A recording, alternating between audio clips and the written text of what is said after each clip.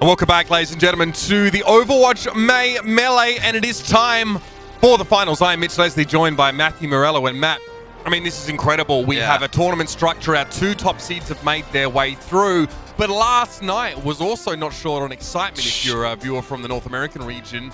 We did see the Shanghai Dragons manage to take out the victory in their May Melee in the Asia region. Yeah, I watched. I stayed up late enough. I got through the first two maps of New York, Shanghai, and then I was like, oh, Shanghai is going to take this.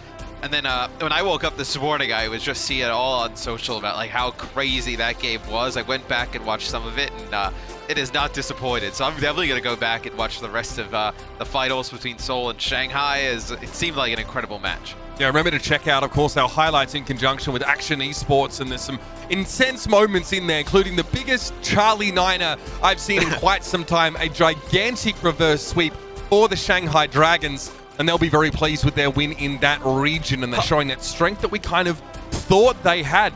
But Matt, let's talk about NA. What kind of timeline would we be living on if the winner of APAC was the Shanghai Dragons and the winner of NA was the Florida Mayhem? Well, it's mental. These two teams were like the laughing stocks of the league for the first two seasons, pretty much. Well, every time they played each other, Matt, it was an exciting game, but it was more because everyone was wanting to see who would win. No one knew. It was a battle of teams at the bottom of the table. But now the Florida Mayhem have made their way through the NA bracket. Just now, of course, getting a victory over the Philadelphia Fusion to make their way through. Incredible scenes here, and they're playing this composition. It's talked about on the Watchpoint desk that, harkens back to 2016, right? They're using a lot of Soldier 76 and Tracer with a dive composition, and it just seems to be a perfect fit for them. Yeah, where a lot of teams have gone to Ashe or Widowmaker in certain situations. I know the Florida Mayhem, they brought those heroes out, but really it's been this Tracer with the Soldier 76 where they've really made a huge impact. And I think for me, the one thing to look at is like Yaki on the Tracer in the series, obviously very impressive thus far, but how did the Shock answer that? Like, does Ons play the McCree? Do they bring a Brig in? I think that'll be the real question mark coming in. Let's talk a little bit quickly and reiterate exactly what is on the line in this match. It's going to be a first to four map, so essentially a best of seven, but not quite. Look at this, $40,000 bonus for the winning team, plus crucially adding 3 wins to their season record. Remember, that's going to be what sort of sets them up and qualifies for them for the end of season playoffs. Now, if the Shock want to again hoist that trophy, these are the wins that they're going to be wanting to add to their record. It was actually pointed out as well on Twitter by someone that this will be the first time that the Florida Mayhem is in a position to actually get any prize money from the Overwatch League since their inception. Where we gave money to everybody, where everybody got a little bit of something. So it's an impressive comeback for the Mayhem. I think these wins are almost more important for the Mayhem in terms of the regular season. They can start to close the gap a little bit with the Philadelphia Fusion and the San Francisco Shock in terms of overall wins. So I think this is a massive match for Florida, just overall as a franchise on many levels.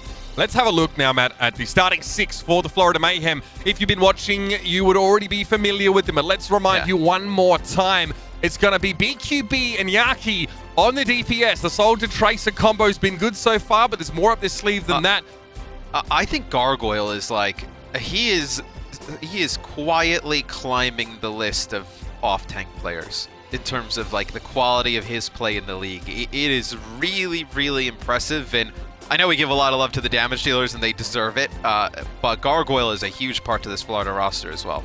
I kind of talked about yesterday about this being a new era for the Florida Mayhem, and I think it's safe to say that's been solidified regardless of the result here. But the Sigma head-to-head as well between Gargoyle and Choikobin starting to look less and less one-sided. Gargoyle really starting to produce some big results.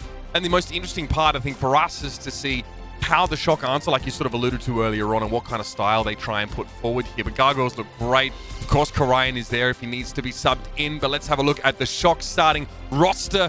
It will be Ansan starting alongside Super and Rascal. The Choikobin, Violet, and Moth to round it out. So this is that first look we get from the San Francisco Shock normally, Matt. And then we sometimes see Smurf come in later. Yeah, you'll see Smurf come in and plays the Orisa and some of the other maps in the series. Really, Super comes in on Control to play a lot of the Reinhardt. I'm really interested to see what the Shock's take on this is. Do you play like a Brig? Do you try and play Brig Baptiste, right? And then you could try and counter the Tracer that way. Violet's been on fire with the Batiste so far. Do you play Torbjorn, right? A lot of different options available to the Shock to really counter what the Florida Mayhem have been doing this far in the main melee, but we've seen a lot of other teams throw that look at Florida and not been able to stop them. Yeah, I mean, we saw at times Philly were just having to respond with a mirror composition, and that's tough for them to have to squirm in that way. But here's our map pool, Matt. And of course, it will be the losing team of the previous map choosing the next one. A couple crucial ones in there. I want everyone to keep an eye on maps like Temple of Anubis and Hanamura. That's where that Tracer strategy becomes a little bit harder to execute for the Florida Mayhem, and we may expect to see a little bit more of that May play crop back up. The Shock haven't played Anubis so far, but the Mayhem have shown that they struggle a little bit on that map when they're trying to use this current strategy. Of course, in our control maps, just to start the series off, Nepal, we have seen, on both occasions from Control, the Florida Mayhem do want to play Soldier and Tracer, but they struggled against Widow at times. Right, there's a lot of different things you can do on Nepal to negate the effects of like a Tracer. Like, let's say if it's a Village, you can run like the Symmetra Maze strategy, right? Get control of the point. Tracer obviously doesn't excel in that. Like Sanctum, we've seen teams run the Torbjorn already, like really long range types of compositions. So Nepal is an interesting map for Tracer in general, which I think will be a story as we jump in. Yeah, these two teams are 3-1 in favor of the Shock all time. And the last time the Mayhem actually beat the Shock was back during, San Francisco's weakest period before Krusty even came into the scene. It was Season 1, Stage 2, Matthew. You're looking at, that's the Nomi, Dak, Dante, Baby Bay San Francisco Shock. That's much different looking. Yeah, I mean, the roster, I'm trying to think of it through my head.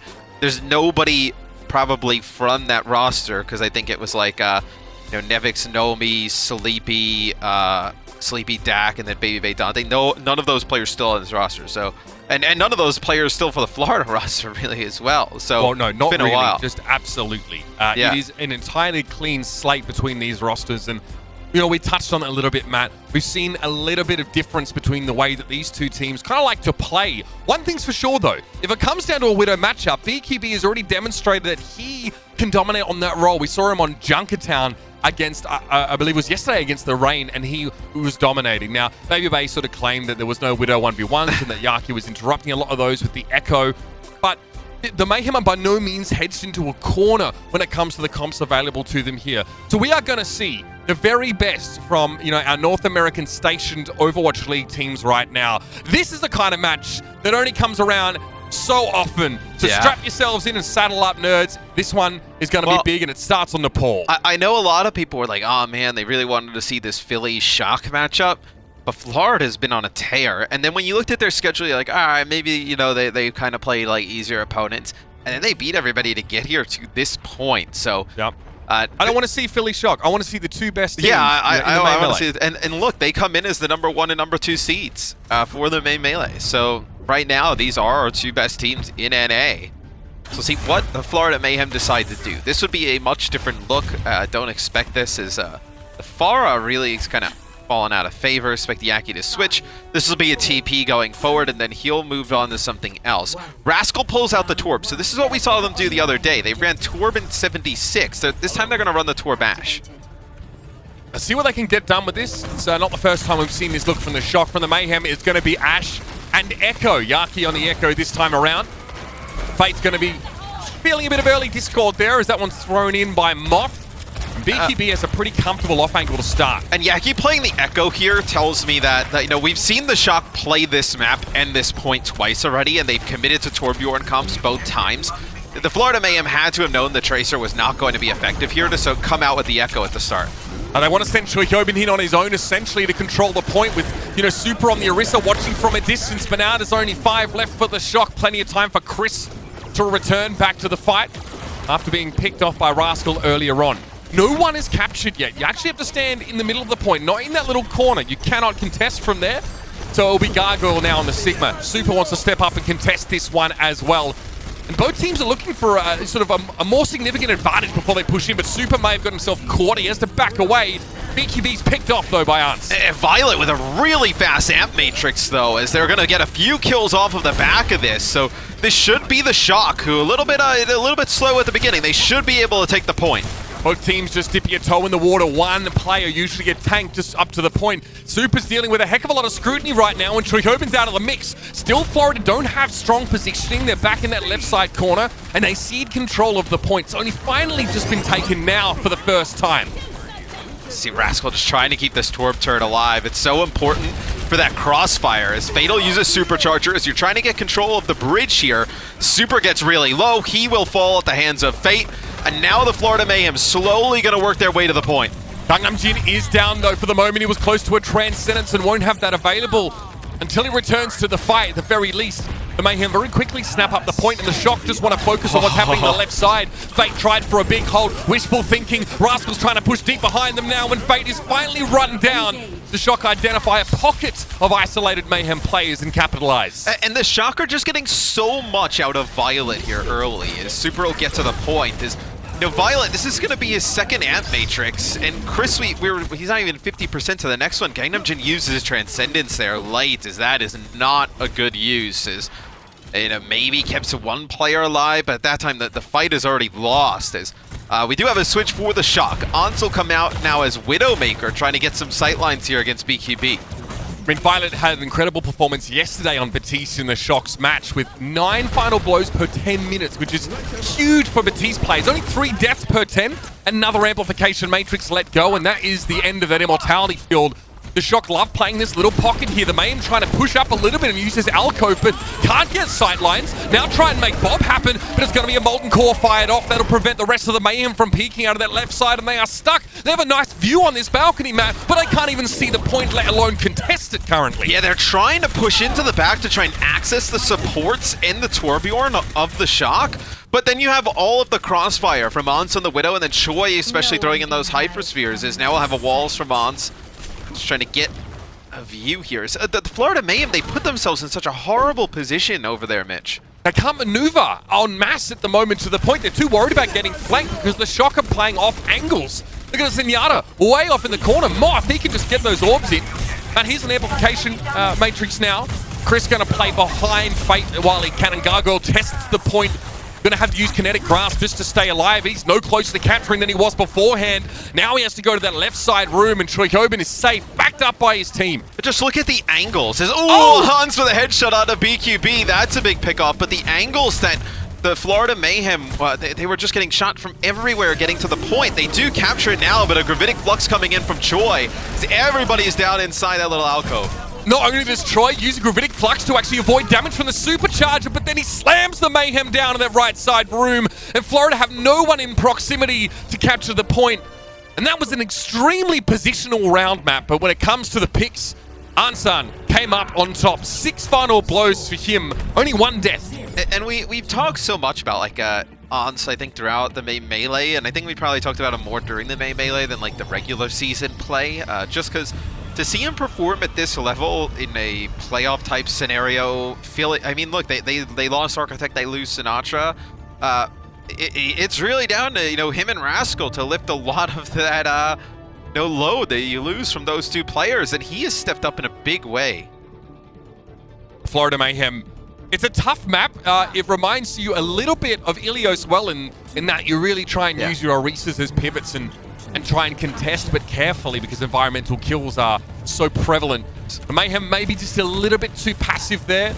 They'll need to kick it up a gear and start to pressure the Shock down, who've gone for the May here. Rascal trying to put him on ice. Yeah, and Yaki goes with the Symmetra, so you want to get control of the point first here if you're the Florida Mayhem. That's how you get the value, because you're going to be able to set up the Symmetra turrets, have them go right into the Reaper, because BQB could be able to put down a lot of damage. Super is the first to the fight, and Choyhobin's not too far behind, but here come the Mayhem. They push forward, trying to get value out of the Symmetra, who is charged up. Immortality field used for both teams here, and they're both removed. Shatter comes in, it's just Fate and Gangnam Jin knocked down, but they capitalize the Shock. They find those kills, and now they're well and truly ahead. Easy for Super to charge up with those big Fire Strike Halt combinations, and the Shock will take residence here. Really quick shatter there from Super. He drops it. It's good. He has to back around the corner. He goes down about 100 HP, but the rest of his team, with the help of Violet's Ant Matrix, get in. They finish off those kills. Florida Mayhem now come in. They'll have the barrier ultimate from Symmetra to work with. You can use that to kind of split the point off. Looks like we're going for a teleporter here, trying to get across to the other side. Yaki's trying to get value out of this wall, but the Shock are the ones that want to kind of play fairly close here. There's a May wall. Staves off a little bit of that early damage. Yeah, here they come. Rascal plays back, gets rid of a turret. Super has to break line of sight now. He sees a Reaper teleport to the high ground and is trying to help Violet, who has to deploy the Immortality Field to keep himself alive. Sound barrier now. The Shock double down and they want to brawl. They get rid of Chris here. Super coming forward.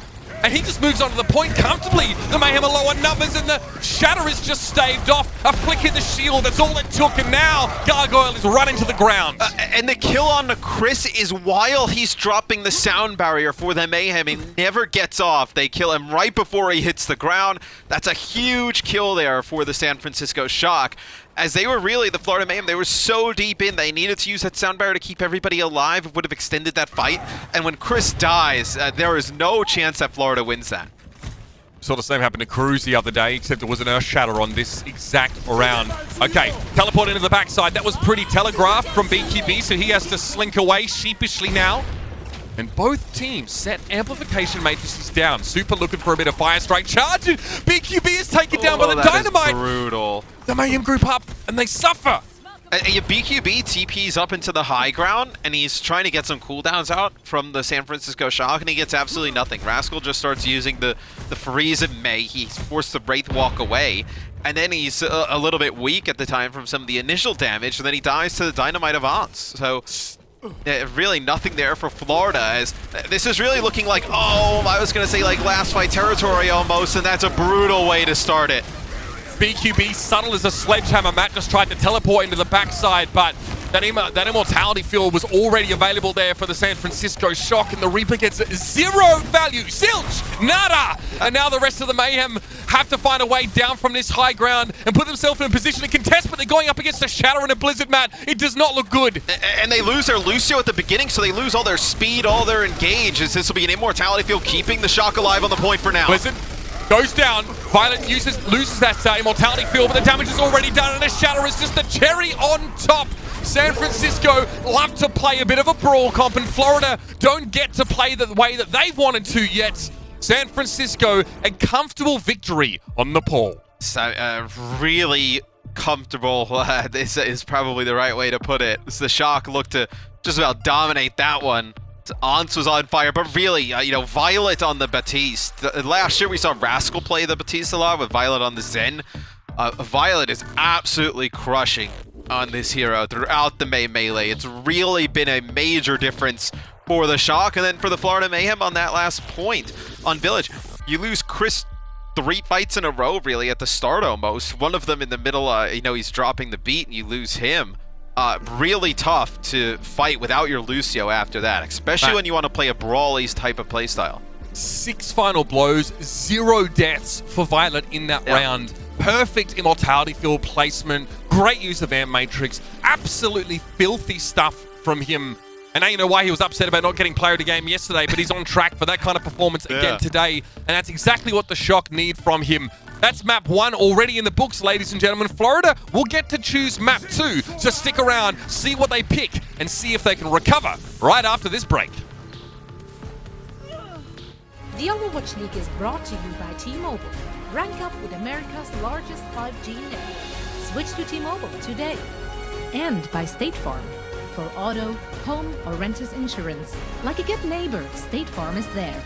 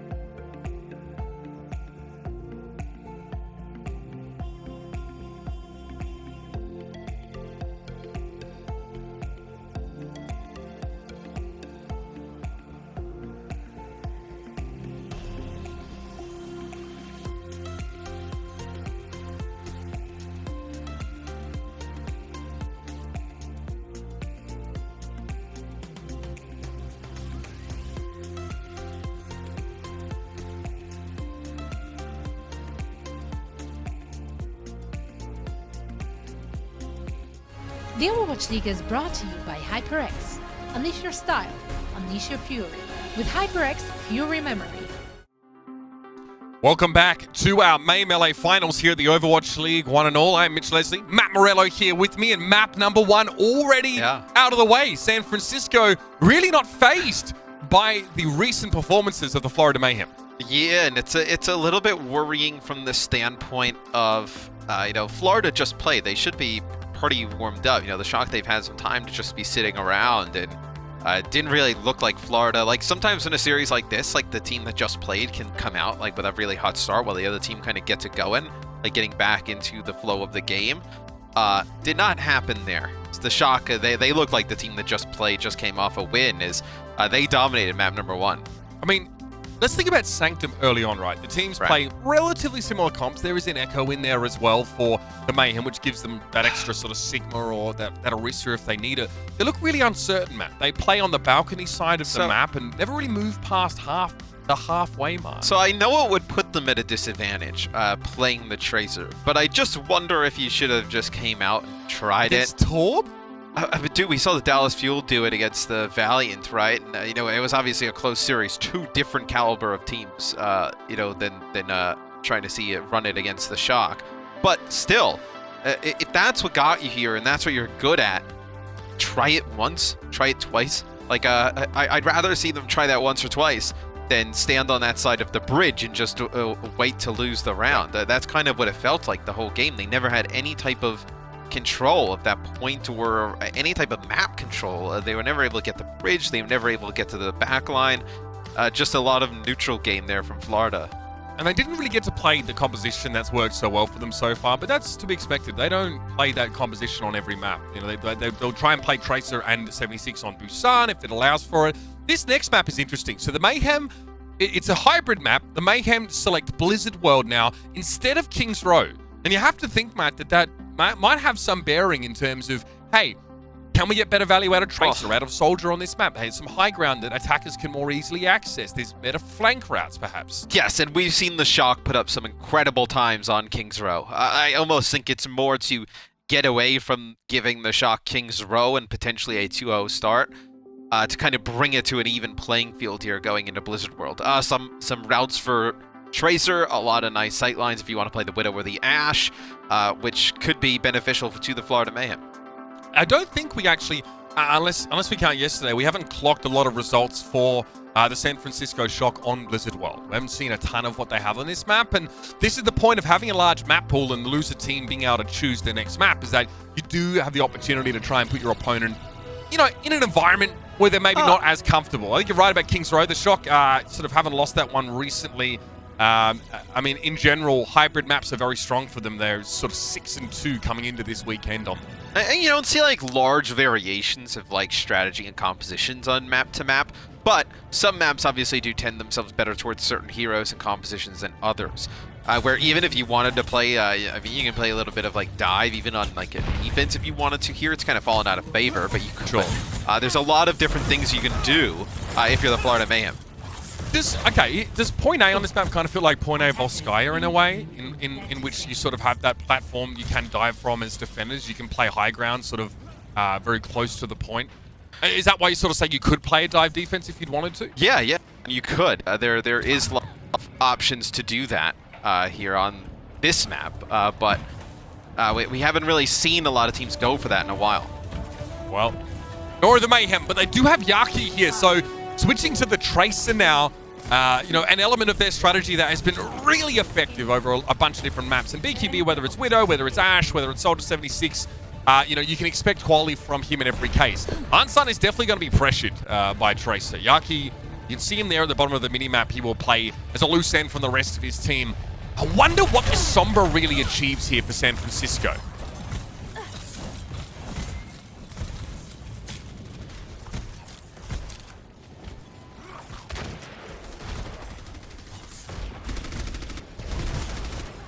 And look, San Francisco don't suffer for making this switch too badly.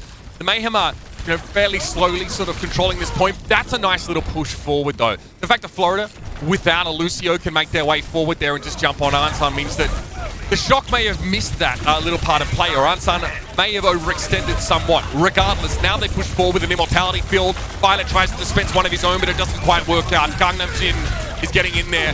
Choi Hyobin, everybody falling on the side of the San Francisco Shock, and crucially, the Florida Mayhem take an opportunity to build some ultimates, especially if they're looking to hold out for the next 3 minutes. They want to ration these as well as possible. Crucial, Bob, is an extra, a 7th player, if you will, to help stall out that point.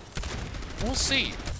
Yaki can do with his Pulse Bomb. Again, not so tough to deal with the backline of the Shock. It's not exactly a Moira Lucio setup where it's really hard as Tracer to pressure supports. Here, you can definitely find Batiste and stick a bomb to him quickly, especially Ansan as well. If he doesn't have grapple available, he will be susceptible. Yes, you'll see it'll be Violet just keeping the whole team alive here with an Am Matrix. He gets stuck, but the Immortality Field's going to keep him alive. He's a god. He's a god! Yeah. Violet is actually a god! It's crazy. How does he keep his team alive? All right, this might get a bit harder now. Gravitic Flux comes out. Choi Hyobin was already at half health before the second half of that ability proc, but he's still going for it, Matt. Primary Fire mixed in with healing. It's not quite enough, and still Rascal gets a little bit of an exit frag there with the hammer on Gargoyle. But this is not working for the Shock. The Mayhem are not giving them enough time to set Ansan Cypher up. And I'm not sure, like, you can run the Torb effectively here. I mean, there's so many angles to come with as the Tracer, and they can finish off this turret. Like, you would have to get control of the point, like move around to the actual objective to really make the Torbjorn work. But without a Lucio to get in that position, it's very tough. Moth and Violet doing some serious work in healing, but BQB finds a headshot on Ansan. And of course, that Amplification Matrix goes a long way combined with Ash's long-range potential. And again, San Francisco will be bundled up and sent packing. They have some ultimates, they've built some, Matthew, but they do not really seem to know how to deal with Florida flicking the switch and going aggressive at the drop of a hat. It's like I just mentioned, it's gonna be so, they're gonna have to use like a rally to get in and get that position to get close. Just to keep everybody alive on through it, right? Or else, like, you see when they went to the corner before and the Violet had to use the Immortality, the Ammatrix to keep everybody up, you have to use so many resources, and Florida doesn't even have to go in there and challenge you to be able to get them out. Yaki is on the hunt. This should be perfect. And the stick with the Pulse Bomb. Luckily, Violet was able to put down that Immortality field just in time. And here's a Molten Core. Rascal is down, but Chris has also fallen. Fate desperately trying to regroup with the rest of his team, but Bob goes in. He hits the Shock in the breadbasket. Combining that now with the Gravitic Flux makes it so hard for San Francisco to hold up under this kind of pressure. And predictably, they crumble. Again, the Mayhem find the right combo, and the Shock are running desperately low on time. And no ultimates really here for the Shock. They may have like a Gravitic Flux, and you see Moth go over to Lucio. It's desperation time for San Francisco. And the Gangnam Jin's going to have an Ant Matrix. They're going to walk right into this. It has to happen now for the Shock. They need to come up with the answer. They take a big amount of damage, and that Amplification Matrix is definitely going to sting. Here's the Gravitic Flux, though. Violet loses his Immortality field, and now onto the point. Choi is pushed up, but they've lost their supports. The Mayhem got the healing from the Shock from the inside out. Again, it's Yaki and BQB causing all sorts of problems, and even Violet and Moth can't keep them alive if they themselves aren't standing. Fantastic full hold here from the Florida Mayhem. Not one tick gain for San Francisco. I know. I was going to say, I was like, not even close to a tick. And I think they almost, could you say that they almost kind of like outstratted themselves in running the Torbjorn on offense there? Like, are you so worried about the Tracer that you have to run the Torb on offense? I feel like they could have ran something a little bit different, something a little bit more close to like the standard. And they would have been able to make it work, because they have nothing to dive with the Tracer here, right? It's just the Tracer with the armor packs loaded on in. As long as you survive the Tracer's like dives and engages and little pokes, and you make your way to the point, you feel like you have a fighting chance at that moment in time if you're the Shock, where I feel like you play so much around the Tracer and with the Torbjorn that you're never actually able to get anything going on offense. Yeah. It's not just the Torbjorn, Matt. The Shock are playing Brigitte and Torbjorn, and still Yaki gets no deaths, 7 final blows. Like, you're trying to counter this Tracer, but Yaki is not allowing that to happen, or you are unable to actually make it hard for someone like Yaki to do all this work. Gargoyle had an astonishing round on that Sigma as well. Choi Hyobin struggled. Well, I mean, they're all going to struggle, right? They got annihilated. I mean, it wasn't really a competitive Sure, point. but I mean, that's true, but Choikobin struggled a little bit more than you expect from him, especially relative to the rest of his teammates on that Sigma. Normally he's able to generate a ton of damage or opportunities to get kills with these accretions. Yeah, didn't find anything with any of his gravitic fluxes either, so the shock now, I mean, wow. The gauntlet has been thrown, they've slapped him in the face with it. And I think it says a lot about the Mayhem just mentally, right? To go against the defending champions, lose map 1 in the fashion that you did, and then come back and get a full hold on defense in a position to tie this series up at 1-1. It's huge for Florida. Florida really want to get to the point. They're actually not playing nearly as slowly as you may expect. He's caught! He is so Gargoyle spots an opportunity for an accretion, and Yaki finishes it off. And now the Mayhem can start to pincer onto the point. There's a gigantic overextension by Rascal there, and Mock goes down trying to keep him safe. Now the Mayhem, well, it's just a matter of course here. They're going to push in and try and get the job done. Choikobin finds his first couple kills for the round. Is it enough? That's 3 in total here, but the Shock are losing out on numbers, and Choikobin's looking more haggard with every passing second. Gravitic Flux now, and Choikobin is dead to rights when he drops. Bounces off the ground with a sickening crack.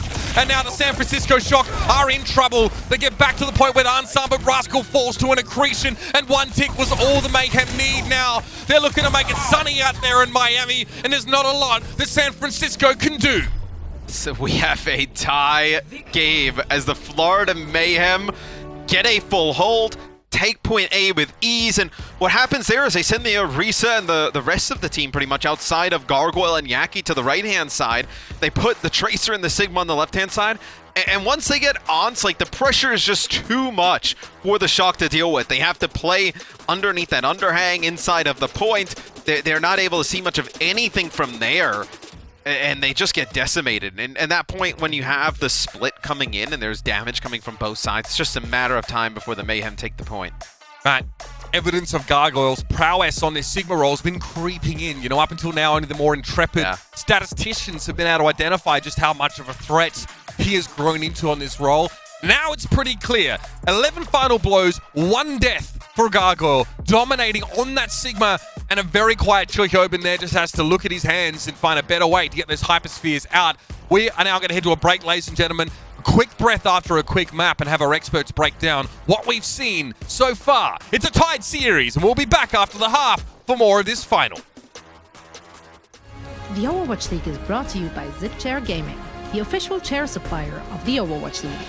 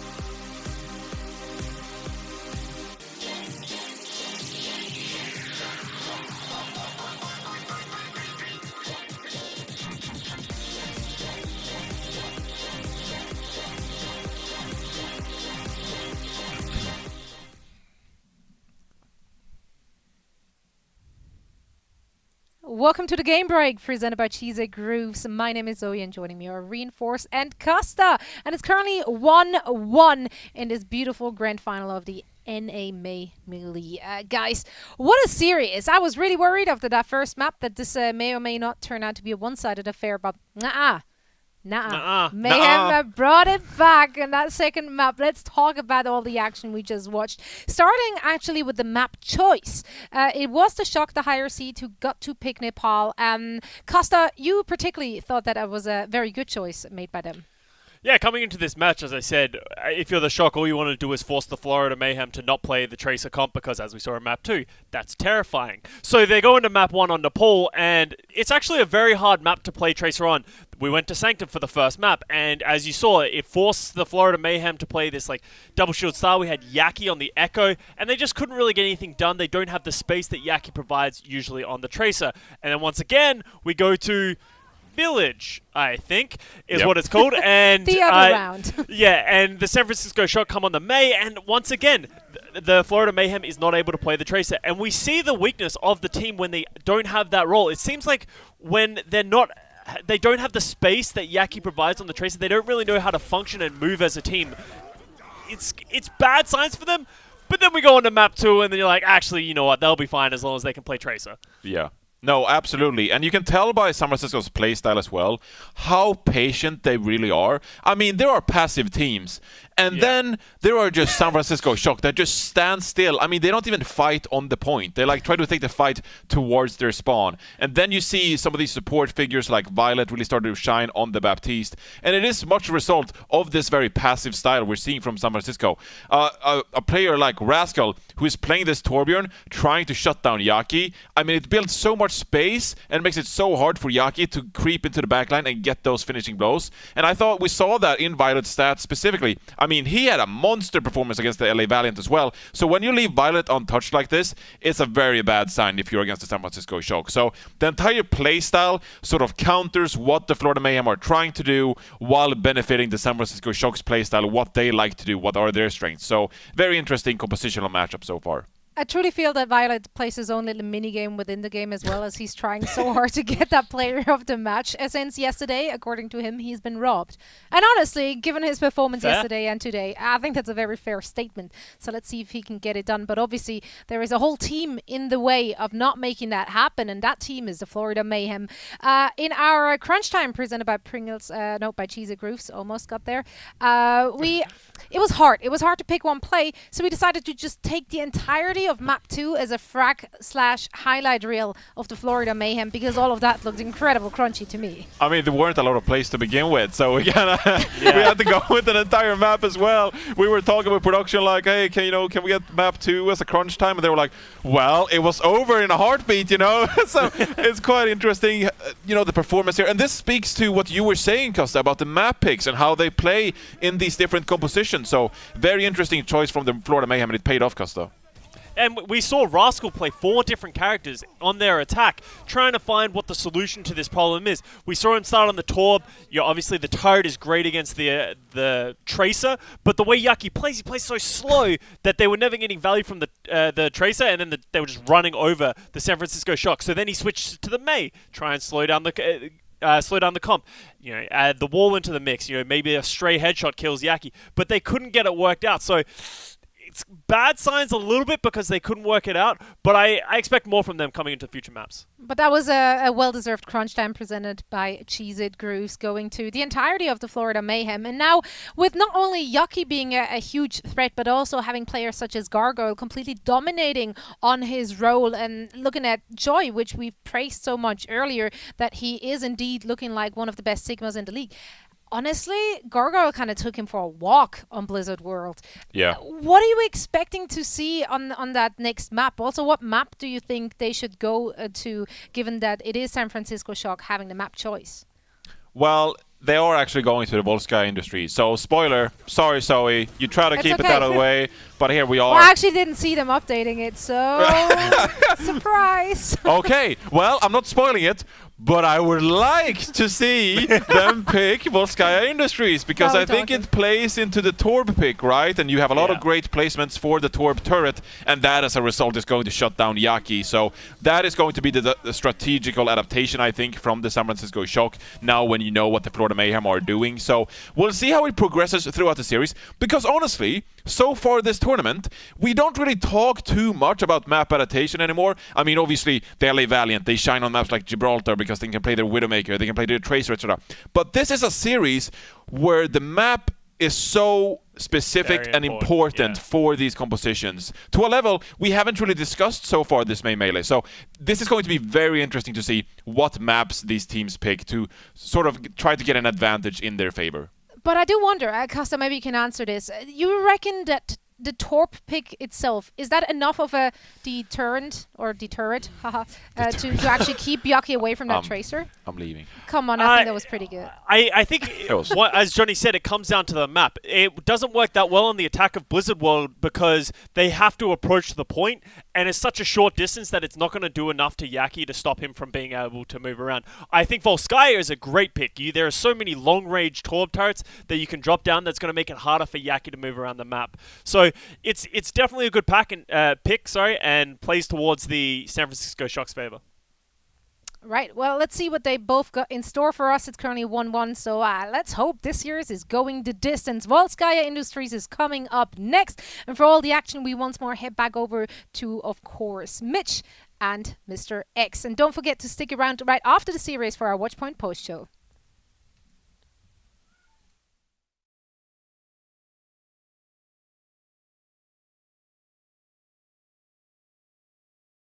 Hey everybody, it's Mitch Leslie here, or Uber, or that loud, annoying Aussie commentator, whatever you want to call me. And I've got some big news about the Overwatch League. I've also got some special guests to help me bring this news to you. It's Ellie Vogt from the Washington Justice, and Sabiobi from the NYXL. Well boys, go ahead and drop the news on them. 오버워치 리그 토큰이 돌아왔습니다. Starting on May 22nd, you can earn 5 League tokens for every hour you spend enjoying live Overwatch League matches on OverwatchLeague.com or on the Overwatch League app. All you'll need is your Battle.net account information. You can link your Battle.net account to the Overwatch League app or OverwatchLeague.com. During Overwatch League matches each week, you'll go directly to OverwatchLeague.com or the app and sign in to your Battle.net account. Now, you'll be able to tune into every Overwatch League match, check out stats, scores, and news, plus your Overwatch League tokens will start to roll in. 우버, 만약 제가 경기 보는 내내 있을 수 없다면 어떻게 하죠? Don't worry, your time spent on the site or app is cumulative. Come back later, keep watching, and you'll continue to collect tokens. What can I get with my OWL tokens, Uber? Your League tokens stack up in your Battle.net account and will be available to spend on your favorite team skins available for all 32 heroes. And occasionally, limited edition legendary skins. You'll really make an impression on your fellow heroes. Thank you, Elivote and Sabiobi, for helping me explain all of this. And thank you for watching and continuing to cheer for and support your favorite teams. Overwatch League is nothing without the support of fans like you. Now get out there, support your team, and earn some tokens.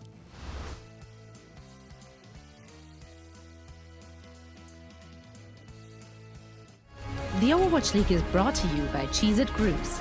Deep flavor, deep crunch. It's a mind crunch.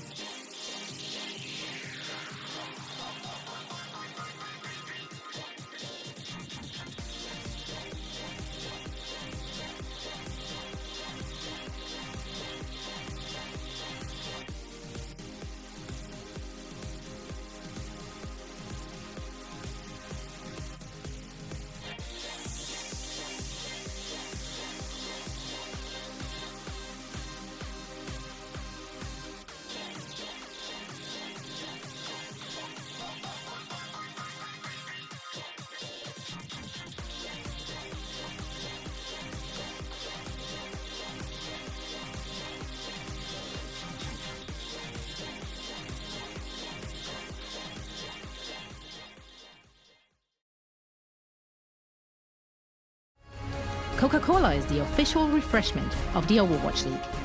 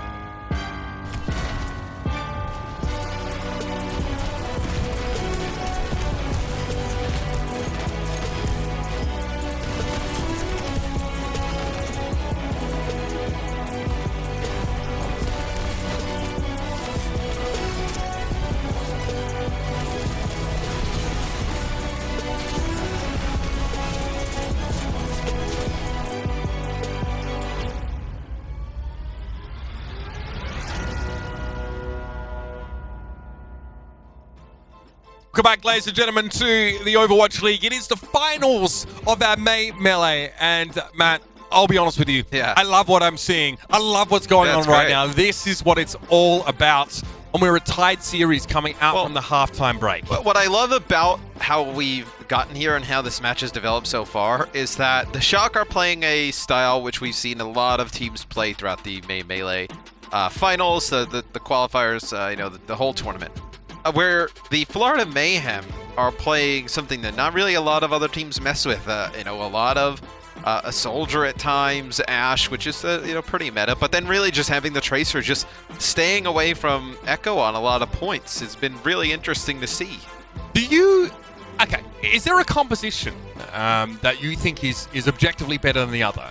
Let's say it's the same 6 people on both sides playing this composition. Like, what do you like more from these conceptual sort of developments? You would like the Shock's composition better, all things considered equal, right? But I think Florida, they've developed this play style, and I think the one thing that Yaki does really well on the Tracer is he just plays so safe. Obviously going in and make an impact, but how many times have we seen over the course of the tournament him die first in a fight, right? Maybe lingering around too long, getting picked off. Like, he's done such a good job of just pestering from the outside and picking his spots and knowing when is the right time to go in, when is not. That's how they're able to make this work and be extremely effective. Now, it was mentioned during Watch Point, and I think it is a very important point, that, first of all, Zoe's pun was incredible. So congratulations, Zoe. That Torbjorn pun was really good. And I'm not joking. I loved it. But more importantly, the map picks in this series are super, super important. Yeah. Now, I know that our next map is going to be Volskaya Industries. That was chosen by the Shock. Do you have a little malfunction there? I'm getting a bit emotional, actually, because the Overwatch is just so good. I'm just trying to hold it together right now for you and for everybody. You almost let people know that you're an Omnic there. You almost malfunctioned. It's like in Westworld where like they start to glitch, you know what I mean? Oh, yeah, they would have put a statue up to you of Mondada right next to each other. You and Mondada hanging out. A bunch of people in Delos running around like, oh, our host unit Mitch has started malfunction. He's doing it on broadcast as well. I'm going to get shut down, guys. Sorry, it's been a real treat. They have to wheel me out of this room, replace me with another one. You won't know the difference when we come back, though. Volskaya Industries, though, Matt, now that I can actually speak English. There you go, you did it. This is a Shock map. I still feel like you get value from Tracer here, though, in a similar way to Blizzard World, right, if you're the Florida Mayhem. Yeah, a little bit harder to use Tracer on like the second point, like when you go towards point B. Decent map for Torbjorn on the defense as well. Lots of high ground on point A that needs to be contested, so maybe that's the idea here for the Shock. You can also play some Widowmaker as well. Maybe get onto the Widowmaker. Feel like you have a Widowmaker advantage against BQB. So a lot. Well, I think if you're the Shock, you probably feel like you do. Ant's really, coming into the season, you thought he was just going to be a Widowmaker specialist for this team, and that was about it. Well, bear in mind, you are the Shock. You did choose Dallas after seeing Decay perform, and then Ant's really turned up on Widow in that series. So. And if you don't think your Widowmaker specialist can play Widow against the other team's Widow, then you have the wrong specialist. So you have a bench teeming with players, and you can't come up with an answer to that. That could be a problem. Yeah, you might have the wrong player. So I think you got to kind of trust the people you have out there for the Shock. Smurf stays in, so this tells you are Orisa-based compositions. Nothing surprising there, as I wouldn't really see a lot of Reinhardt here on Volskaya. Florida on defense is an option to make things interesting, whether they decide to play the Tracer again or not. You still can, right? I mean, there's plenty of ways to sort of be good at harassing. I mean, this point A is I think I mentioned it before, it has a lot of similarities and allegorical features to Blizzard World point A, right? Yaki was able to get a ton of value there. Yeah, absolutely. I think the only thing is you're kind of stuck on Tracer for point B, right? If it doesn't work out here on point A, which maybe then you would have wanted to play the Echo, some more AoE damage, right? A little bit better mobility, high ground control, the duplicate for another tank on point B, be incredible for stall.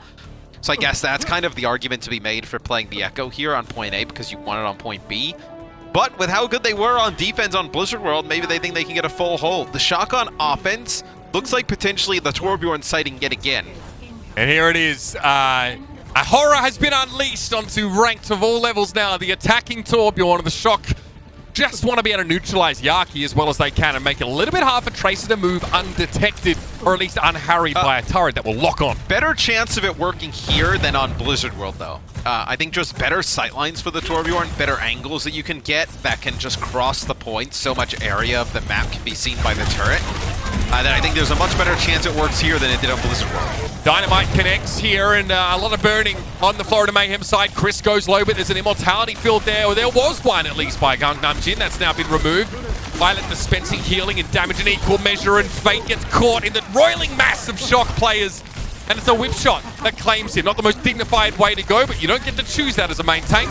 And now the Shock can transition to the point. Mayhem lack a key shield, and they lack a fulcrum for their movements. And now they need Yaki and Co to pick off players from the sides as this cap begins. Gargoyle's gonna farm up his Gravitic Flux here, and we'll see if he decides to use it, as you may get a second tick here for the Shock. Yaki struggling with that turret. He can't really get around it, but Troikoben has gone down. He may have actually fallen to sort of AoE damage from Accretion or Hyperspheres. Either way, Violet was able to find Gargoyle. Now Bob goes in. He burns down awfully fast, and Unsun is set up now to do some damage. Getting pressured though. Oh no! BQB! That is filth! That's there with the Bob. Bob runs straight on in. I think it was the Supercharger or Fate's Halt, in fact, that really helped secure that. Yeah, so Florida, they end up coming back in that fight, right? They're going to give up at 2 ticks. So the Shock, though, they got exactly what they wanted. They got the action with the Torbjorn. It was a nice Halt combination with Halt and Whip Shot to take out Fate.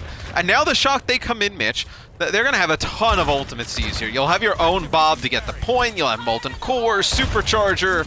You're going to have a rally to keep yourselves alive, too. This is a huge fight for Florida. If they're able to weather the storm of these ultimates and hold on to point A, they could be very well looking at another full point hold. Halfway through that final tick, the Mayhem have to challenge him. Bob rushes on in to do his duty. Gargoyle forced back hit with an Accretion. His shield only protecting him and not the rest of his team. Both immortality filtered down a Rascal. He's got to let it go. Fate burns down inside the Molten Core, and Choikoben with a Gravitic Flux will help claim Gargoyle. The Shock are forced, Matt, to part with a lot of those key ultimates, but they get their prize. They get point A. Yeah, and we'll see if they decide to stay on this for point B, is that they'll only have an Amp Matrix coming up. They had to use everything to get that first point. And I think with the way they had Blizzard World, you felt like you couldn't kind of skimp out, right? You had to invest everything to take the point. You didn't want another recreation of Blizzard World as BQB uses Bob, sends him on in. Moth down to a whip shot. Chris in the front line. Repels the Shock pretty much entirely now. It's a junk fight, though. Yeah, I mean, the Shock kind of knew that fight was unwinnable, so they kind of just charge on in. Ons takes out BQB towards the end of this, so maybe we see the Shock go up, try and take a little bit of an advantage out of this. Maybe just try and get high ground. Yeah, they'll just get positioning. Even that's hard to achieve, though. You saw Gargoyle force Ants away with a couple of those Hyperspheres. Now there's a bunker being erected on the high ground, and up front and center is Choikoben there. Now Moth and Rascal will push around. It's a split squad here, and a pulse bomb on towards Choikoben couldn't be eaten up by the kinetic grasp. Violet loses his immortality field again, and here is the Gravitic Flux. 1-for-1 trade so far. Yaki needs to find more, and it'll be Ansan next in his sights, but he couldn't take him down. Ansan repels him and now turns his attention towards Gargoyle, who gets away, and the Hypersphere fade away. Claims the kill on the Ash. Yeah, I mean, just with Yaki going in and putting that much pressure, just allows his team so much time where Ons has to worry about getting dove, he's not shooting the shields, the other Ash is, Dynamites as well in the mix. It's just a little bit easier for Florida to get that consistent damage down. And Rascal now switches to Tracer, so we're going to have a Tracer mirror, which is interesting, because one of the things I was thinking in my own head before this series was, would we ever see Striker in this series in terms of, do we want to match Tracer versus Tracer? I wonder if we see that eventually. Your dreams are admirable, Matthew, but they are just that. A Shock seem pretty locked in on this composition. They do. See what they can do with the Bob and Supercharger. Bob runs on in, so this will require some sort of contest. Bob comes out from the Mayhem now. A lot of burly boys across the point. But it is the Mayhem's Bob to fall first. Now Supercharger gets dropped on the point. 1 tick already, 2 ticks here. The Mayhem have to intervene, but they're working in from the fringes, and they don't touch the point! Get out! 5 players alive. This happen? 5 players alive for Florida. Absolutely two right there on the high ground. Oh, Florida Mayhem. My God, they let the fuse burn down, and they are their own worst enemy in that round. They do not touch. That was a throwback to the Bring the Mayhem. It's a throwback. Oh, yeah, it is. That was... yeah, you don't know whether some of the Fate dies, but you have 2 players up in the high ground. Maybe like Gargoyle was supposed to touch and got halted back coming from the front side of the point. Don't know exactly what goes on there, but a really odd ending there to the Shock's offense. It's Gargoyle's job to normally, right, to contest the point. Sigma, obviously she hurt himself. If he gets halted off, or like if Florida expected just to be Gargoyle and they don't make a move to get to the point, because they're under the assumption that Gargoyle will be able to be unobstructed in contesting, those things can happen. So yeah, I say shameful. Realistically, the Mayhem were a little bit too slow to respond to the Bob that Shock just threw on the point and began the contest. The Bob just bought space, just allowed them to get closer to the point. Then the Supercharger deters them from coming in. I don't want to take all of that damage, especially after losing Fate, not having that big shield. Still, somebody has to get a touch. The Shock, they do what I kind of predicted on defense. They run the Torb with the Widowmaker here. You want to take this Widow battle. So Yaki will come out on the Tracer yet again. We'll see if they actually are able to force a switch this time, though. Let's see if Ansan can keep himself safe, or if maybe Moth can protect him with the Brig. Moth won't be as relevant until the brawl actually begins. These Tracers are loaded up with the armor pack, so are so difficult for like a Widowmaker to deal with on its own. Yaki. Ooh, okay, I thought he was gonna fall. Almost slept with the fishes for a moment there. But he's forced away for now. Oh! Well, he's forced away for a bit longer now. Oh. What a shot. That's ice cold. Ansan zipping him up.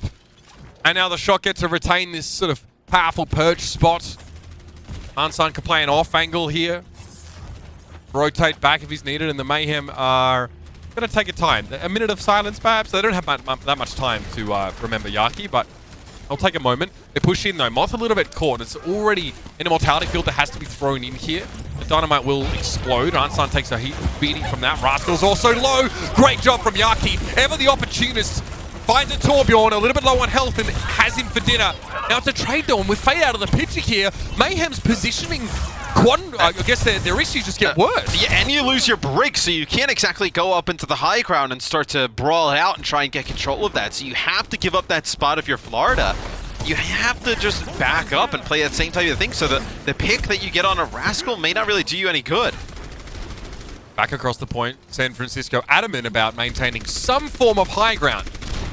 Well, you take this position. Yeah, you take this position because it allows the Torb to get back into the spot and allow them to get back on the high ground.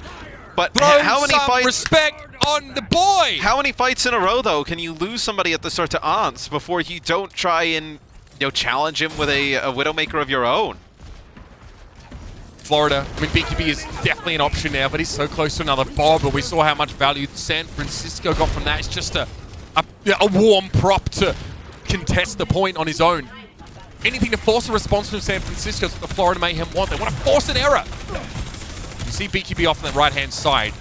He is in position to find picks. The Shock shielding may not be enough, but BQB finds purchase on someone's noggin. Big dynamite, yeah. Bob has to rally there. And Matrix, interesting usage of that. Shrikoven just gets to soak some of that damage with Kinetic Grasp, and yikes! Ooh. Moth finds BQB still playing that off-angle, Matt. And I believe he's halted to the ground. That's how you're able to get the kill on a BQB, because you would not obviously have your Ashe on the low ground. And yep, BQB answers the Widowmaker. He will play Widow now. Minute and 12 on the clock here for Florida's attack, but they really have not been able to get much of anything going. Okay, once again, Fate's a little bit low here. Gargoyle has a Gravitic Flux. This could be a game changer. Right now, he's going to play safe around the rally that Chris has used here. Can he get purchased? Chris is down. The effects of the rally may persist for a little while, but the healing sure won't. Gargoyle can't really grasp an accretion. Can he grasp the full depth of the quandary that the Mayhem are now experiencing? 42 seconds left. Time's ticking, Matt. So the Shock end up using their Gravitic Flux, Molten Core, Ant Matrix during that fight. Florida, they'll come back. Yaki finally switches off with the Tracer, so this is exactly what the Shock would have wanted. They get the Widowmaker battle, which they feel comfortable with, and they get Yaki off of Tracer. It's really just Gargoyle's Gravitic Flux to work with here for the Mayhem. Cue the suspenseful music as we're under the 20-second mark for Florida, who need to catch headshot. Look how low Fate was. Oh, I mean, okay. Good little hit from BQB on Ansan as he sort of grapples across, holds. Nothing combined with that yet. Smurf's able to replace the shield. The Shocker pretty comfortable now, and they get to play from the high ground because the Mayhem have no choice but to challenge on the point. Big headshot, a second follow-up for Unsung, claims Gargoyle, and he's in position now to stave off BQB, but he finds him. BQB finds the 1 kill, but it's going to take a lot more than that. And when Chris once again getting dusted up by Moth, fate will fall, and San Francisco make good on their map selection and their promise to be victors here. 2-1 now in this series, a first to 4. San Francisco again stride out into the lead. And you may see this series go back and forth for the exact reasons we saw on this map in terms of the way that the compositions played out. It really seems like Florida on the maps where Yaki can't really get good use of the Tracer with all these flanking routes. Their offense kind of stalls out completely to the point where, you know, they have to switch with a minute left and they're not able to get anything going. I would not be surprised to see Florida, they're pick a map that they feel like they can get better use of the Tracer on and go back and see more success, right? I feel like the map picks in this series are going to really determine a lot of it.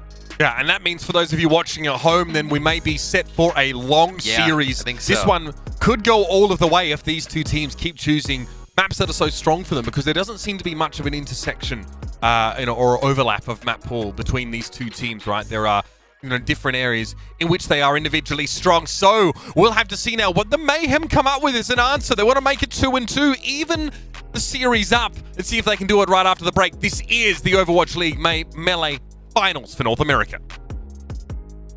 The Overwatch League is brought to you by T-Mobile. Rank up with America's largest 5G network.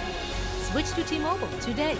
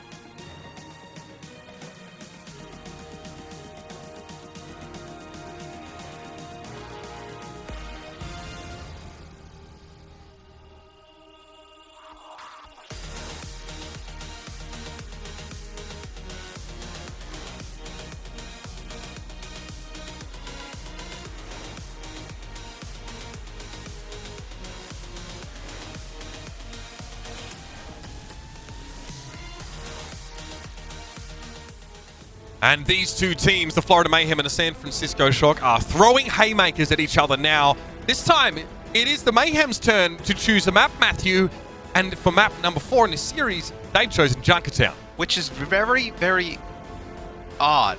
I think from the yeah, because this is, well, I mean, this tells you they have a lot of faith in BQB in this Widowmaker battle, but they didn't even show him switch to the Widow until like a minute to go on the previous one. We saw we casted Florida play this the other day. They played a lot of, well, BQB on the Widow against Atlanta, and then Yaki played a lot of the Echo. So maybe they want to move away from the Tracer comms here and see how they fare in that mirror if you play the Widow and the Echo on both sides. Do you think then, after what we saw in the Mayhem match, that the Mayhem Atlanta Reign match, do you actually think that the Widow is important here, or is it actually the Echoes that are trying to dive the Widows? I feel like the defensive Widow has a better time because it's just hard. Yeah, the defensive Widow does have the better angles and the better spacing to get things done. Or safety from Echo. Yeah, I think the Widows is still more important than the Echo. I think Echo is really great at like burning down the shields and also maybe putting some pressure on the Widowmaker. But from the offensive side, it's really, can you get that Widowmaker battle, or can you get the duel in the angle in the right spot? Can you get control of that? Because if you can get control of that, then your Echo can push up. If you don't have any control of the sight lines or the angles, then the defensive Widow is going to have a field day just shooting the Echo out of the sky because the sight lines are so long here. Yeah, it's not easy to sneak up on defenders on that first part of Junkertown, which is why in the past we have seen, a lot of very short maps where, the first team to attack or one of the attackers isn't actually able to get past the gates and even get inside this Junker town that it is.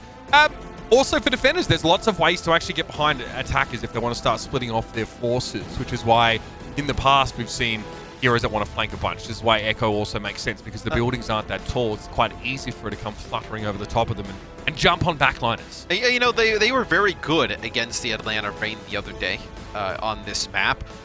But with the way Ons was shooting on Volskaya, I think he had one real Widow battle with BQB where BQB wins it, but the game's basically over at that time. Yeah, so I think this is more of a test for the Shock in terms of like, okay, if Ons has to be the one that kind of carry us through on a Widowmaker type of performance on a map like this, where he's going to get a lot of pressure from the likes of Yaki and BQB, can he do it? I think that's really kind of the test, where Junkertown the other day, when it was the Atlanta Reign against the Florida Mayhem, that's what they did. They put a ton of pressure on Baby Bay. And, Baby Bay was in the chat talking about it, where he's like, I won maybe, like, the only duel that Baby Bay said he had with BQB, he won, but that he was getting pressured by Yaki so much he wasn't able to really kind of take those fights. He was complaining about that, for sure. Obviously, for those that watch tennis, I don't know, it's been a long time since I watched tennis, but I know the rule. Breaking serve is a really important way to sort of break your opponent's momentum in tennis, where normally the server is the one that is expected to win the, that set of rallies or whatever. It's kind of similar here. The person who gets to choose the map. Now, if they lose on their map pick, that is where in a series like this, their serve gets broken, and they're actually, the Mayhem are at risk of losing the whole series, right? In that regard, it's no longer one-for-one. Like the only sports analogy you've ever made was now to tennis. No, I made an analogy last season about there being no defense like the NFL. I definitely did that. I watch plenty of NFL. Although I do get gatekept by the Americans about my lack of knowledge about the game, which I concede. I don't know much about. I just know Drew Brees is the GOAT. So Florida Mayhem will start on defense here on Junkertown. So we're actually going to clearly you don't know much. Okay. Yeah. All right, Danny Dimes lover over here. Yeah. Come on, calm yourself down. Dude, Daniel Jones, this is the year. No. Yeah, for your sake, I hope so, Matt. So Florida, they get that more comfortable defensive setup for Widow, and it is BQB on the Widow, which you kind of expect. Yep. Yeah, and Yaki on the Echo. I don't think you rarely have seen Tracer play on Junkertown. This is the exact same type of setup we saw the Florida Mayhem run the other day. They don't play the Brig here. They gain a little bit of a damage advantage with the Zenyatta in play. So Chris will move over and play the Batiste, while Gangnam Jin will play the Zen. And they don't have to worry about an enemy Tracer, right? They're not really too concerned about, extra protection for backliners. Do you play? Okay, so yeah, I was gonna say, you don't play the Torb here because the Shock. They have the same tools as we do to be able to watch that match from the other day. Exactly the composition they like to run. So we get a Widow v Widow matchup here with BQB and Ons. Ons, nothing crazy about his positioning early here. Just in case the Sigma has a lapse in judgment where the shield's not available, and he gets. Oh my! Artson just got boomed in the 24th and a half century. Okay. Good opener from BQB, and I guess he's ready to handle him. Artson's had to go up against Decay already in this tournament. BQB's his next challenger. As that was a clean shot. This BQB. These Widows have played so much of all the maps, and just know against the other Widows, the kind of the sight lines and just the jump spots with the grapple as Ons takes out Yaki. So now he's got the shield advantage here too. Artson has a good idea about where BQB is, but can't quite find the pixel. Just a little bit of BQB picking up right the boxes, but he strikes back. That's two now on the trot for Artson, and he's looking for more. There won't be too much to contest it now, and it has to be a desperate immortality field thrown down by the Mayhem. Chris beset on all sides. The Rascal goes to Sticky Bomb Paradise, baby. Chris and Faith both down, and the Mayhem disintegrates. I also feel like there's something too where You know, you can't have sniper in your name and then lose sniper duels. It's just kind of corny. So like, Ons kind of has to take this duel and has to do well in terms of it is. I know the shot on the BQB is sick. Where BQB, he's in a really nice position. But when you notice Ons like jiggles around the corner and goes to peek, he just has like half of his body covered by that shield. I believe it's the Orisa shield from Smurf. So very difficult angle for BQB to take. Like, he has to clip the top of his head, and that's pretty much the only angle he would have had there to get that kill. In reference to your point, Matt, then I don't see why you call yourself Moth and then play Mercy. So checkmate, Atheists, checkmate. BQB has Infrasight though. Art's just got it up now, so he used it straight away. Look at the positioning of Gangnam's in here. Trying to play a flank to actually try and control Ansan himself. Eventually he thinks better of it here, but that was a sizable accretion. School of Rock is where Gargoyle got sent to, and there it is! It is so clean. Oh man, I'm getting Pine throwbacks from this map, Matt. It's everything I could have wanted from this series so far. Let's see if the Mayhem can stand up to it, produce some of their own. Bob playing very far forward considering he was basking in an enemy transcendence, and Yaki trying to go in, but Violet finds Fate. Unsafe as houses. And Rascal gets a double burn down there as well. Focusing beam to claim Yaki, and the shock. Oh no! Florida picked this map, and San Francisco are ready to throw down. And what's even so impressive about the shock, and I think it's something that's developed really through this season, where Moth is so good that like it kind of goes under the radar. Like, this guy is a Lucio like main support with Mercy play Brig, and then just goes over to the Zen. And a lot of times you would notice that type of thing where the main support goes over and plays Zen. The output's just not the same. You don't notice any drop off with him on the Zen. Ant's chilling a bit further back now. He's looking for BQB. Where you at, bro? Give me the 1v1! He gets it again! And it just keeps getting better for Ransan now, filling up that frag reel. And that's unfortunate. Well, actually a fantastic hold from Smurf, pulling the Mayhem down where they can't benefit from the supercharger, and then it's just removed. Rascal now, Creation, copied Sigma, sees that amplification matrix, but knows he's not really at risk of getting hurt by it. Now he pushes into it, goes for the kinetic grasp, Trichoven drops, but Ansan finds Fate now as well. Kinetic grasp. Again, Rascal drops now out of that Sigma form, and Yaki finds a long-range finish on Smurf, the Mayhem. All right, they're finding their feet here. And they needed to stabilize, right? It was getting really scary for the Florida Mayhem. You know, the shock absolutely rolling through Junkertown. This is one that can steamroll, get out of control rather quickly. So Florida, they find their footing, they get a hold. So now the shock come back though, Mitch. Infosight, that'll give them an advantage just in terms of being able to force positioning. And then they also have this amp matrix to use with a supercharger, so you're gonna have a lot of extra damage. San Francisco now just want to try and, again, start by forcing the Mayhem off this high ground. That partly works there. It's like Gangnam Jin was knocked down and Immortality Field can only be effective, if the Mayhem actually track backwards on that little treadmill. No. Okay, I was going to say that. I was just not ready for that at all. I'm just not prepared. Nicely done. Rascal very quickly is able to strafe with his flight ability, but BQB makes a flick connection. Fate, though, can't get away. Tough life for Orisa out there. You think having 2 extra legs will make you faster. Not in her case. And now Yaki tries to come around the backside, hits Arms with some sticky bombs, but a good Immortality Field is thrown down. Gargoyle's in trouble, he's low, but the focusing beam also makes Trichoven a little bit wary. He breaks line of sight for a moment, and BQB gets rid of Violet the old-fashioned way. SMG mode. Now Moth might be under pressure. Arsan's hit with the Discord orb. He has to drop to the low ground, and Chris finishes him off. Here comes the Mayhem now, starting to fire up, starting to give better than they get. Yes, they survive the ultimate usage there of the shock, and that's going to be a kill from BQB on the Moth to really end any chance of that push extending for San Francisco. So Florida, they'll have this duplicate for the next fight. What do you decide to go with? Like, do you go with like a Sigma, maybe for another shield option? With no support ults, you could go and try and get like a Baptiste, right? Get double Immortality Field. There's a lot of possibilities. We'll see how Yaki decides to use this. Holt from Florida, accretion combo. Violet was the one hit by that one. Bit of AoE damage. Hastily produced Immortality Field removed quickly. BQB sees a Holt. He's aware that the shock know where he is now. Can he just bide his time and wait for a prime opportunity? Follow the Assassin's Code, yada, yada, yada. Yaki duplicates an Orisa here, but the extra durability doesn't really seem to help the Mayhem hold up. Now he's a Transcendent, so they force that at least. Arndt still hasn't found a crucial kill here, not one to crack open the Mayhem in this fight. Miyaki's on the flank. Good sticky bomb connection. Has to be another immortality field, and BQB's down. This time it's to trick open though. That'll give some more freedom for Arndt to try and find some of these bulkier targets, man. Get headshots on Orissas for days. Rascal pushes forward, and those hyperspheres are stinging the Mayhem, trying to hide around the corner. Here's a Gravitic Flux, catches two, and this could be curtains. Luckily the immortality field was there, but the Mayhem are low, Matt. They're low.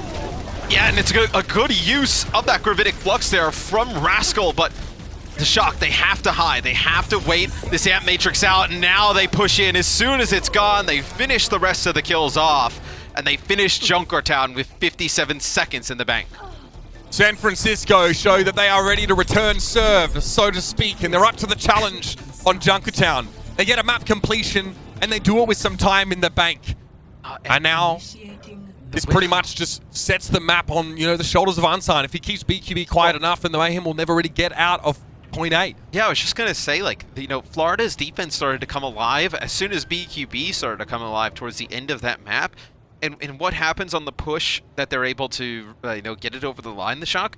It's a kill from Choi with some help from Moth with a Discord on a BQB at the start of it. Once he was out, they were able to use the duplicate. They were able to push everybody else back to the spawn. They have nobody at that point to challenge Ants at range. And Ants, in fairness, has actually the same amount of final blows as BQB here. He has considerably more damage because, you know, Ants is able to spend some time working down, you know, Fate and Gargoyle. If either of those take a charged headshot, it would immediately force out an immortality field.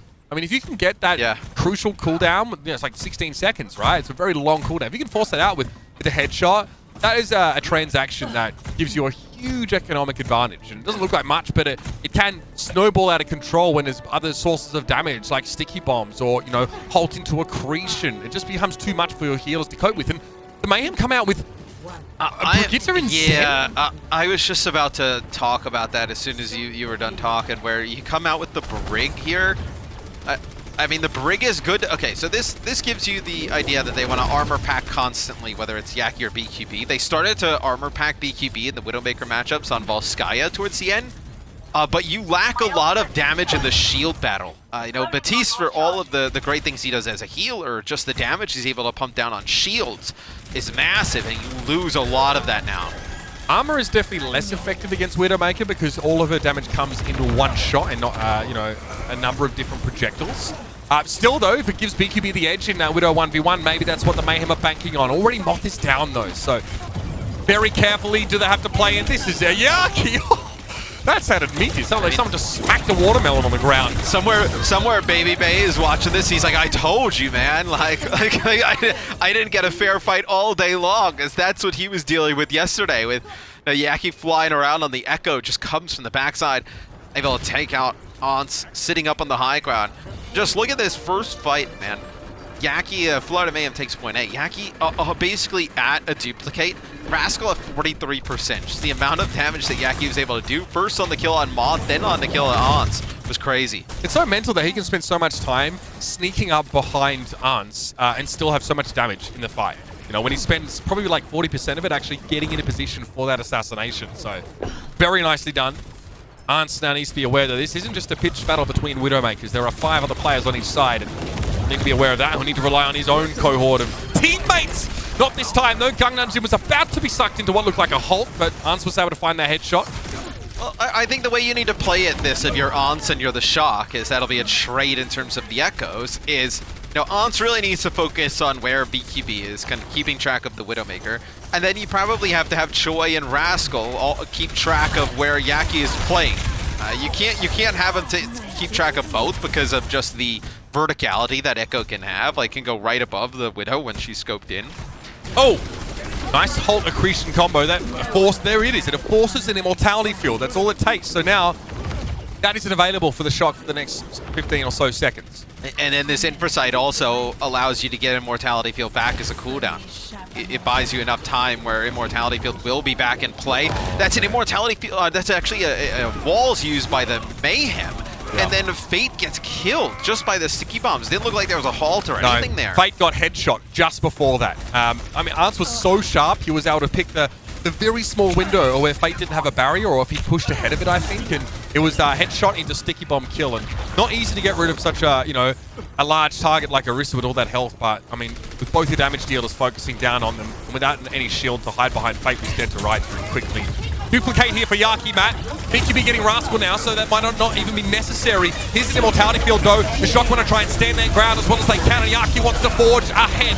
Chris finds Drukobin with the whip shot, and that Gravitic Flux gets nothing from Choi. Yeah, and this will be a celebratory Gravitic Flux from Yaki, as he pretty much has to use as the duplicate's running out. But Florida, they go in, they duplicate, they supercharge, they rally. They should be able to take checkpoint B, which now will put San Francisco Shock on the back foot, right? 4 minutes to defend here. That is a long time, but we saw that Florida were able to burn a ton of clock themselves here. In a world where all is equal, this could go to the wire. Mayhem, they need a win here. This is their map pick. I don't know how many more trump cards they have up their sleeve, Matt. Yeah, they go and play the Batiste now. Batiste better here. Obviously, the Exo Boots being able to access the high ground is huge. Also, the Immortality Field almost necessary. Ants watches the payload skirt on by to the sound of Chariots of Fire. Fate tries to get forward. Nicely done by BQB. No idea how he found that, but now with an Infrasight to follow it up, Rascal has to head for the heals. He is extremely vulnerable right now to this Widow. Is BQB starting to pop off just a little bit? He'll go down. Infrasight gets less value now as all the Shock kind of playing out in the open, but still information is money in this game, especially in a match like this. Another Immortality Field down. Rascal's duplicate is ended by BQB. The Shock are trying to back up here. Gargoyle had caught Rascal, but he's hit with an accretion in midair, and now the Shock are in a good position. Hold comes in, but they're still able to defend themselves now. Troy Hoban, big kinetic grasp, but still Mock goes down. He can't cover enough distance with that Sigma, of course, with that defensive ability to keep his Zen alive. Oh, and now with no Discord, you're going to be able to start burning down these shields as Rascal takes out BQB up in the sky. But Florida should be able to keep this payload going. An opportunity for the Florida Mayhem to set a better time here than the San Francisco Shock. They're off to the races, Matt. Speaking of which, Death comes on 4 legs, says Yaki as he runs Smurf into the ground. And there was no way that Rascal was going to peek out. He's going to stay at home. Self-imposed quarantine. There's no pathogen out here in Junkertown, but still, he doesn't want to mess with it at all.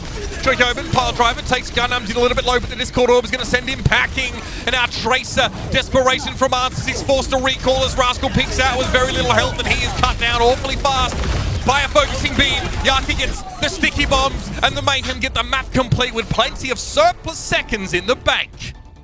Now, what's crazy, I think, when you watch the Florida Mayhem play this style is that, they make it look so effortless and great, right?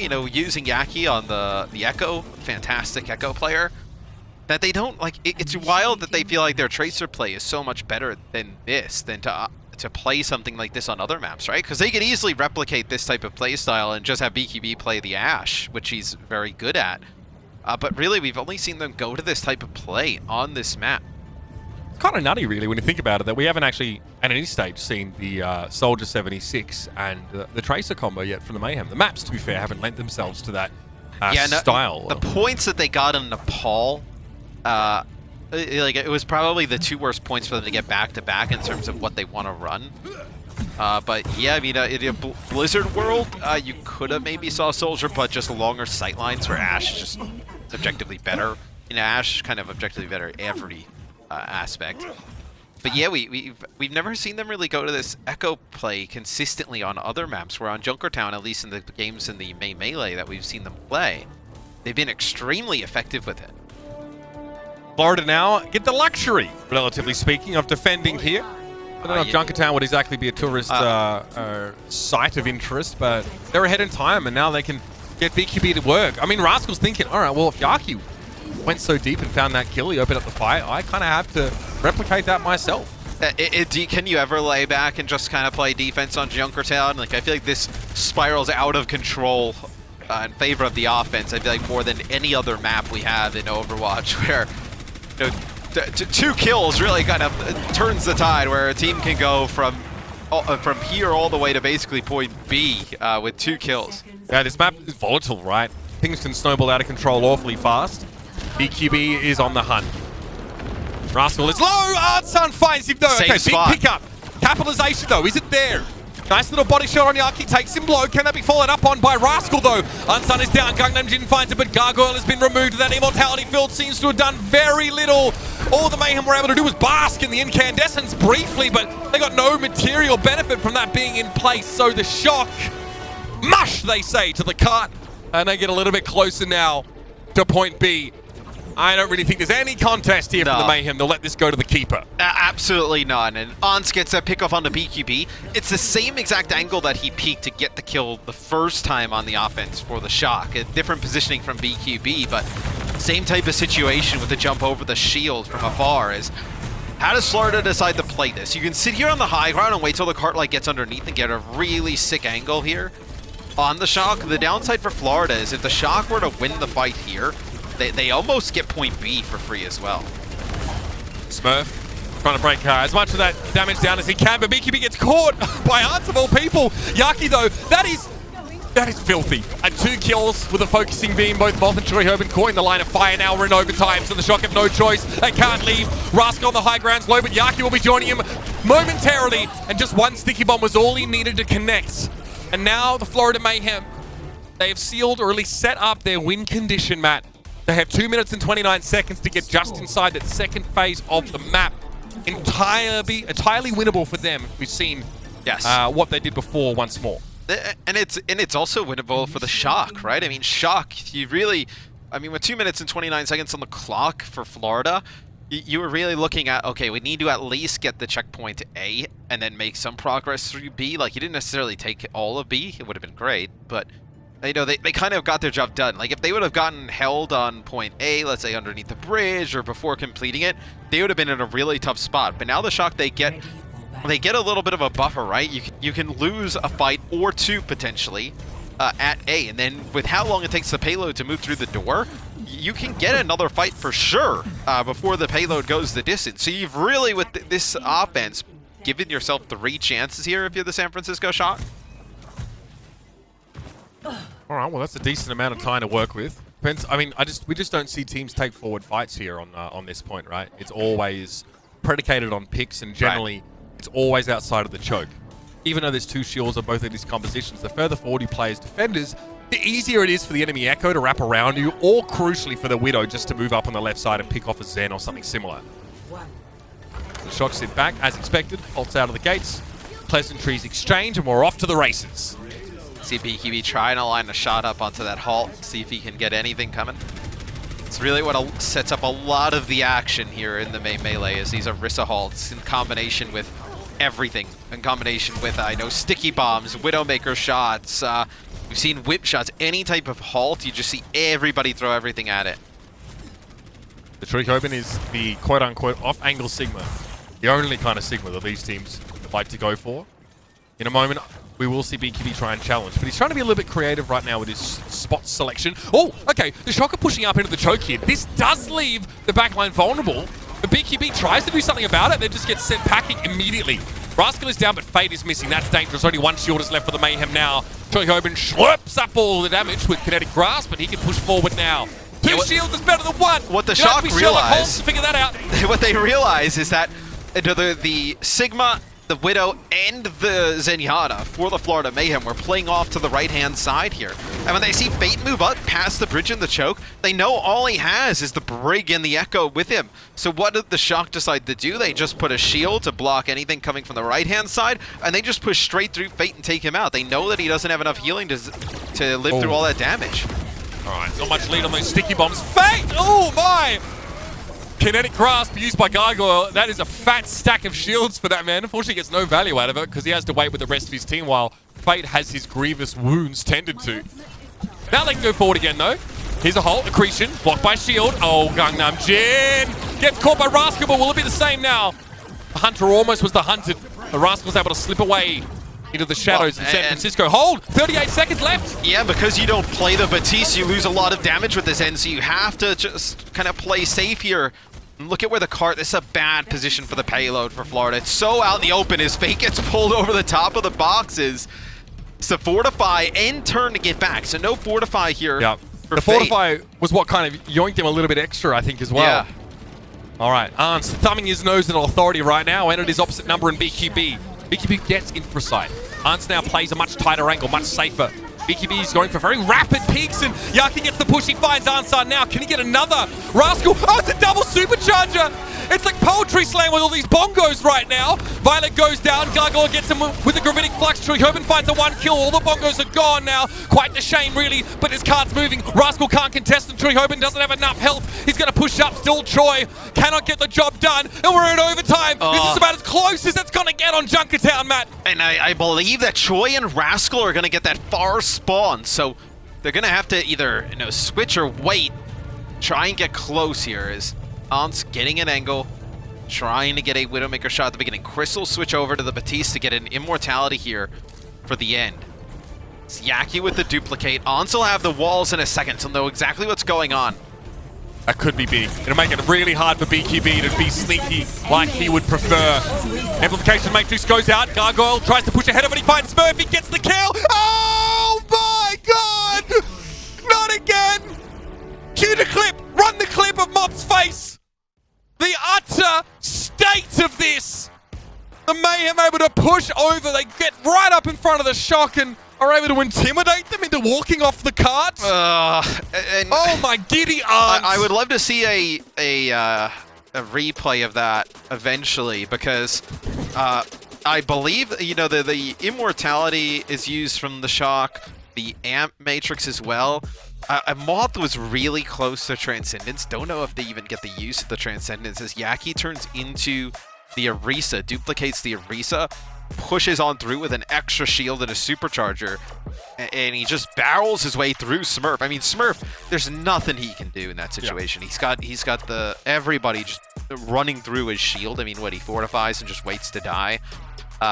Still, just a lot of damage. I don't think, look, even if the Shock get on the cart, they don't have a great chance of winning that fight, to be honest. I mean, Florida had more layers than an ogre with all those shields, right? Yeah. That extra shield from the Orisa makes a huge difference. Okay. Ooh, brutal stuff. I love it, the Florida Mayhem, though. That is just like sheer manifestational willpower to win the map there, just pushing forward. And that was one they absolutely needed to win.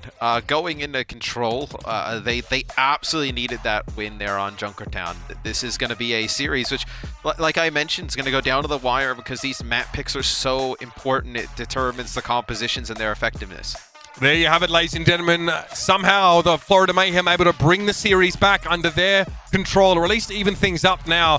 There's still more maps to come. Remember, this is a first to 4, and this one may go all the way. So conserve your energy, but stay excited. We'll be back with more of this May Melee Grand Final between the Shock and the Mayhem right after this.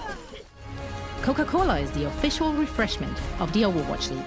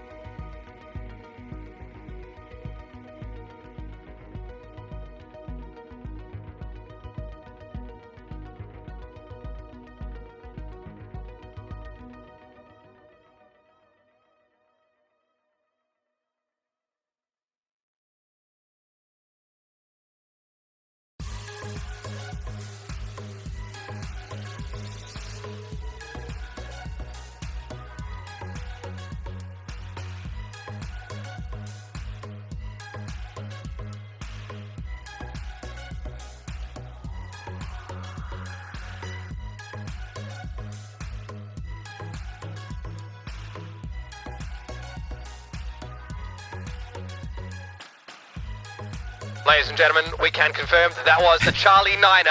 I repeat, a Charlie Niner. Oh, man. That was brutal. What a way for a map to end there, Matthew. San Yeah. Francisco, oh, they'll be furious. Yeah, I mean, look, you never know what happens if you can get it into overtime. Still, with everything going in Florida's favor there's a really good chance that Florida's still able to close it out. But this one's going to go down to the wire. Like, I would not be shocked if we see this go all the way to 7. I think with how the maps have gone back and forth in terms of, I know, picking, winning, different strategies used on each one, I think it's got all the makings of a 7-game series. Yeah, it has the hallmarks of one of the more epic clashes that we've seen in Overwatch history. And the next map is going to be extremely interesting map because we're obviously taking a step back now from the more of a strategic look that we're taking at a lot of our maps and going more towards a fundamental control style of play, right? Yeah. I'm very interested to see, if we see a comeback of the Torbjorn as we head to Lijiang Tower next. And for control, you'll see Super come back in for the San Francisco Shock. So that tells you that they want to play some Reinhardt, really brawly type of compositions at certain points, which you can definitely do on Lijiang Tower. Yeah, Super back in there as well. Always a morale boost for the San Francisco Shock as a team. I loved Kuki's comments yesterday, though, and how like the trash talk from the Reign sort of fired their team up, sort of spurred them on, to greater heights now. When it doesn't get any higher than this. I mean, they're looking at the top now as San Francisco look to try and maintain their dominance here in the Overwatch League as the very best team in the West and arguably, of course, in the entire world. Lijiang Tower coming up, so we'll see if we get more of the the mix now. Maybe Soldier 76 makes a re-entry, or maybe there's too much respect from the Mayhem to run that here against San Francisco. It'll be Control Center to start off. Yeah, and I think I'm quite happy for Florida Mayhem as like a team and just like the fan base because like they've kind of deserved this. They've been waiting for this type of moment for a while to be competitive, where they haven't really been, and they've had a lot of fans. I mean, you remember back to the Blizzard Arena, we'd have people show up in Florida Mayhem jerseys all the time. We joke around with them like, "Hey man, what are you doing?" Like, they're diehard support of this team. It's good to see them have things go in the right direction. I definitely think it had to do with the colorway. Once they changed the colors, I feel like they performed much better. Yeah, I mean, they just needed some of that Vice vibe.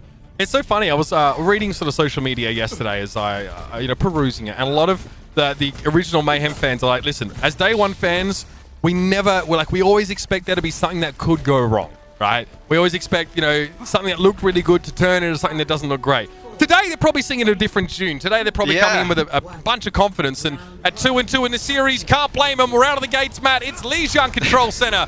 Let's see what the May has in store for us. Season 1, all they could cheer about is the walkouts, and now that they can actually cheer about the games. It's, you'll have Super die there early, as that's a May wall that splits them off. So we see the Florida Mayhem go really brawly. Lucio brawl with a Reaper and a May, so they want to go right into the face of the San Francisco Shock. And they know that they're going to be running the Reinhardt for primarily, the whole portion of this game is you don't bring Super in for any other reason. Super gets caught out there pretty early by the May wall, man. He gets dumped into the middle of the Florida Mayhem. Both of these teams kind of want to play close as much as they can. Obviously, Arn's like a little bit of his own space to operate in, but hey, first fight victory for Florida. Already have that amplification matrix based on the easy healing for Gangnam Jin based on how close everyone's playing together. And again, another good hold. Oh my, Arns gets taken out there. He doesn't want to be anywhere near the front line, and yet he's the first to fall.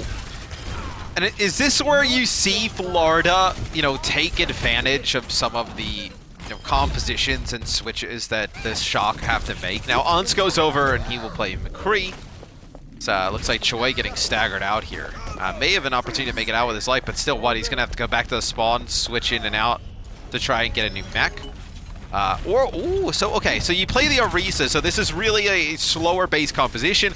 This can work against what the Florida Mayhem are putting out. You just play a little bit even slower around this McCree and try and let Ons pick people off. I mean, that Amp Matrix does wonders when Chokobin gets to just fire through it here, but the Blizzard, all the tanks caught together, neat little bow. Gargoyle tries to shatter past the shield, he is thwarted. But San Francisco are only playing with 4 pieces. They still want to make something happen here, Matt. Let's see what they can do. They force Florida away, but the Mayhem are healthy. You know, Florida Mayhem, they have to back up. They don't have any ultimates to use here at the door. They know that the Shock have the ability to use the sound barrier and push straight into them. So they're just trying to kite this, and they get a pick on the Ons early. The Shock are so susceptible to getting sort of boomed by Halt combos, man. There was another one there. Every time a Halt has been thrown out, Ansan seems to be on the wrong end of it and gets blown up instantly. And we're getting to the point now where the Shock don't have any more free goes. It's 89% and counting. The Mayhem have set the pace all the way through Lijiang so far. And you have Choi switching over to the Wrecking Ball, just screams of desperation. Is a nice body blocking there from BQB. It's going to get absolutely nothing. Desperation sound barrier here with Mothlight over the top, trying to get a touch. Shadow was good. It stopped BQB from getting the Death Blossom off, and Gargoyle, it's a mutual charge from Super. Super, incredible play in that little moment, and it looks like it's going to be enough to keep his team in this now. Chris and Yaki having to back away. Gangnam Din still keeping them topped up, but they have to get out, and the Shock stay alive. And they at least put up a fight here in the start of this map. Oh, Yaki gets a melee there on the Rascal and somehow lives on through this. Super struggling. He's in trouble. He gets run down. And the Florida Mayhem just moves straight back into Resonance. Very short-term lease there for the Shock. Extremely so. Overnight. In fact, they were just squatting on the Mayhem's property. And now they've come home, keys in hand, and they reclaim what is theirs. Lijiang Tower first round. Florida Mayhem. Easy clap. What do the Shock answer with? Like, I don't think if they're going to play this Reaper May kind of brawly play style and put pressure on the Rhine, you can't play Ashe. You're just going to lose that close-up game. Now on this point, you can play Ashe here. It's a better sightlines, long range. We'll see what the Shock decide to do. I think they're the team that needs to come up with an answer for the Florida Mayhem right now. Well, I need to answer this composition. I mean, a very different map, man. Obviously, based on its structure. Yes. They were just getting owned by, fundamentals. Any combo, like just insert ability plus Halt. They were losing Ansan to every single time. As McCree or Ashe, didn't really matter. This time, it's going to be the McCree once more. Definitely an answer to Symmetra. I mean, just dominates Symmetra in the absence of The Gargoyle solo. Oh my god. He just got a big chunk torn out of him now, and you can see Gangnam Din's working overtime to try and keep him alive. Immortality Field's already used, and now we're into the real fight. TP forward from BQB. I think he might have just been trying to fire some stuff through that one. Either way, they get Rascal first, and San Francisco kicking themselves. They miss a big opportunity at the start of the fight, and now Chris starting to clown on him, sending Arns careening over the edge. If you cannot just barrel through this Symmetra early, and let the Symmetra get charged up, that's where they win the game. Like, that's the winning conditions for the Florida Mayhem.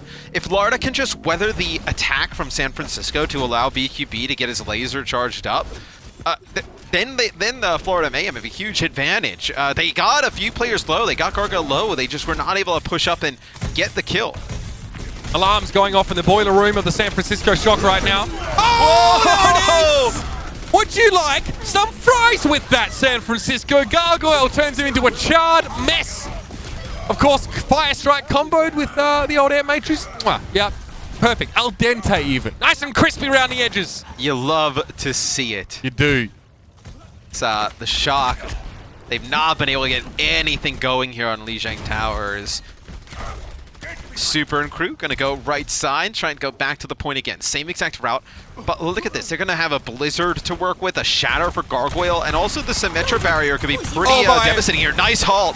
Yaki, cat amongst the pigeons now, drops the Blizzard, but Super heroically charges in and gets rid of him. Still, the cantankerous May was able to open up the fight in a big way with a lot of crowd control. How do the Shock fire back? Super swinging for the fence. He's looking for a home run, Barry Bonds style.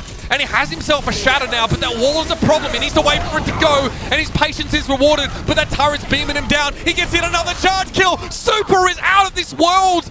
And now Moth moves into the point to contest. What? BQB with the TP? BQB came through with the TP. Oh, Moth still gets rid of BQB though now. The Reinhardt has returned. Gargoyle is back. And the Mayhem, as the smoke clears, are still in control. Rascal sleeps with the holographic fishes.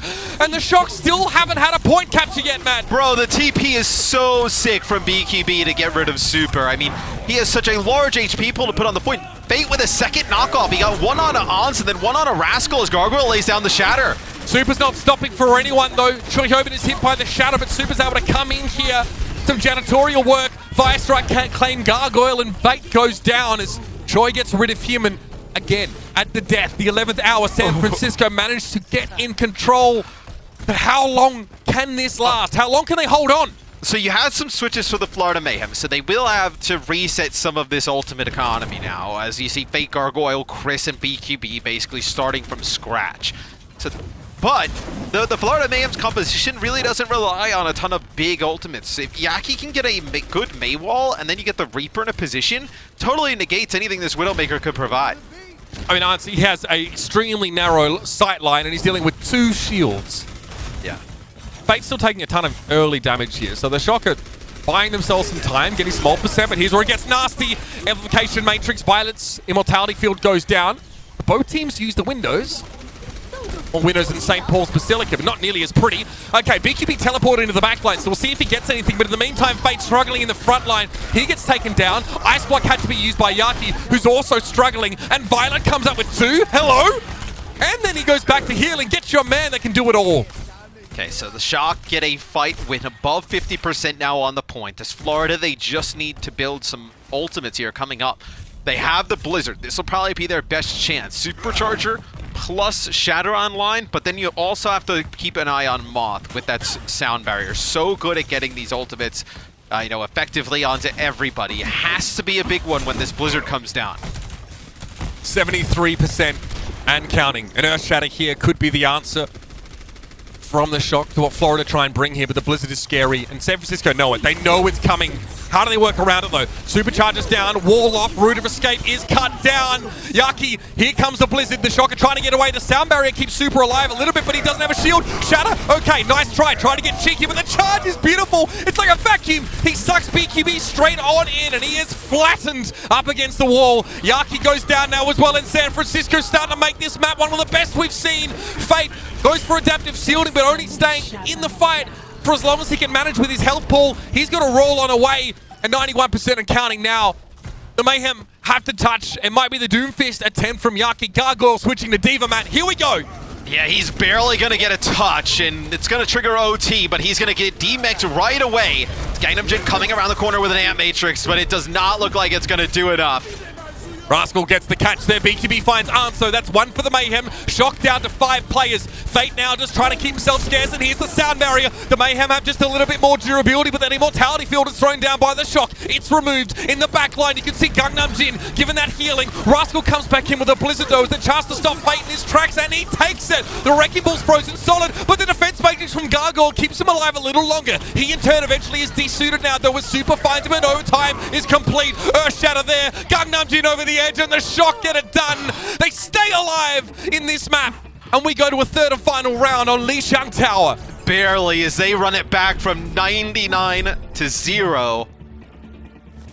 Oh man, what a run there from the Shock. So we move on to the final point here on Lijiang Tower. A lot of decisions from both of these teams. Do the Shock want to come out and run something like the Symmetra? You can do it here. Get a quick TP up top. And what did Florida Mayhem decide to do? They can run the Ashe, not really a tremendous Ashe point though. One of the odder points that they'll have to deal with. Yeah, she can struggle a little bit. She's often forced off of the point here by, more mobile heroes and forced to play dangerously close towards sort of the cliff edge or the edge of the building. So we'll see. Arns. Symmetra. This will be up to the high ground, then get control of the point. Yaki goes away from Tracer here, and you can play the Echo, so this will give them a little bit more poke, because you can get a lot of high ground control with the Echo through some of these windows. I mean, just the extra shield could make a huge difference now. There's just so much value packed into a small package in where Echo's concerned. Unsun goes a little bit low there to that Dynamite, but he's able to stay alive, and look at the Shock. They're spreading it across this area to try and break line of sight. They'll eventually have to group up again when the fighting begins, but look, they get to decide when the fight starts. The wall is the starter's pistol, and they go forward. That Immortality Field immediately got taken down. Super Fire strikes backwards, gets the shield up, and he'll be healed. Violet already with an Amp Matrix. Just pumping the healing on through there. Damage as well.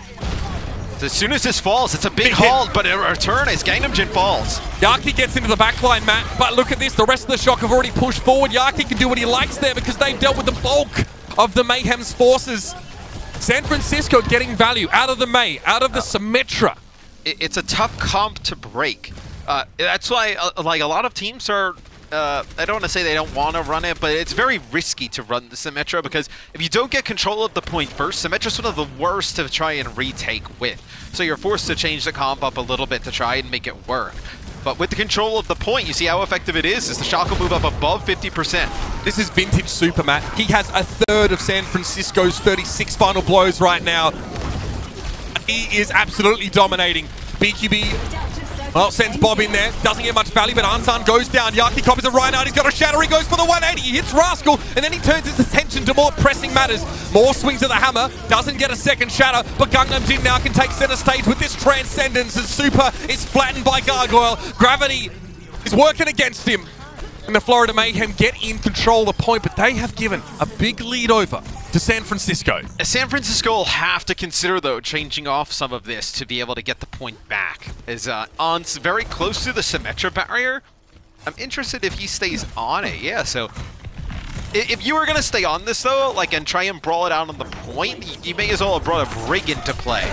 Shadow from Super, catches BQB, he can finish off the kill as well.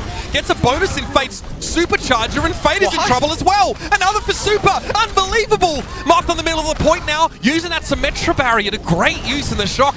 A very quick retake of the point, and they have a Blizzard still to work with. I think the TP angle caught the Florida Mayhem completely off guard to the point where you didn't even need to use the Blizzard during this. So now the Florida Mayhem, with really one last chance to make this work, is going to have to walk directly into a Blizzard from Rascal with the Symmetra turrets. It is not going to be easy for the Florida Mayhem to retake. Rascal will be waiting by the door as a dutiful butler with the Blizzard. Needs to be a good bomb from BQB, and he sends it straight on in. Wall immediately obscures his line of sight. He needs to reposition. It's a trade. Answers down, but Gargoyle's been removed, and there it is again! Bob didn't make it to the point. They probably thought Bob was going to get in there and contest, and because there's so much going on, you can't really see exactly where Bob was. Didn't trigger overtime straight away. That's how Li Shang Tower will end, is a lot of odd endings to games in this series. Yeah, I mean, they are close, right? These close matches create those scenarios where one misstep can be, you know, what completely causes a nosedive in this series. And I mean, I would say that we have spotted Charles IX again, somewhere over the Lijiang Tower Costa's going to area. go crazy. I mean, he was already kind of going wild after the last one. I mean, this one I don't think is as bad. I mean, there's a lot in the way. They use the Bob, there's a Blizzard in the way, Mave Wall, there's a lot that the Florida Mayhem have to deal with to try and get a touch, and they're not able to do so. I mean, Matt, Super gets to play Reinhardt there, and he looks extremely comfortable. Obviously, that means Troy moves to the Orisa. He ends with 15 final blows, I think, the most on his team by a good margin. He's being set up for success. He's hitting crucial shatters, but also he's just holding W, that classic aggressive style, vintage Super, you know, working him in the neutral like a Giga Chad, that kind of thing. That's what we're seeing from him now. And the Shock fans may want him to stay in, but the next maps may not be conducive to that. We'll have to see what map the Mayhem pick to try and stay alive in this Mayhem LA Finals. But before we do that, we're going to head over to our experts desk and have them just add some sense, some context, educate us on exactly what madness we've seen up until this point. We'll see you on the other side of that break. The Overwatch League is brought to you by T-Mobile. Rank up with America's largest 5G network. Switch to T-Mobile today.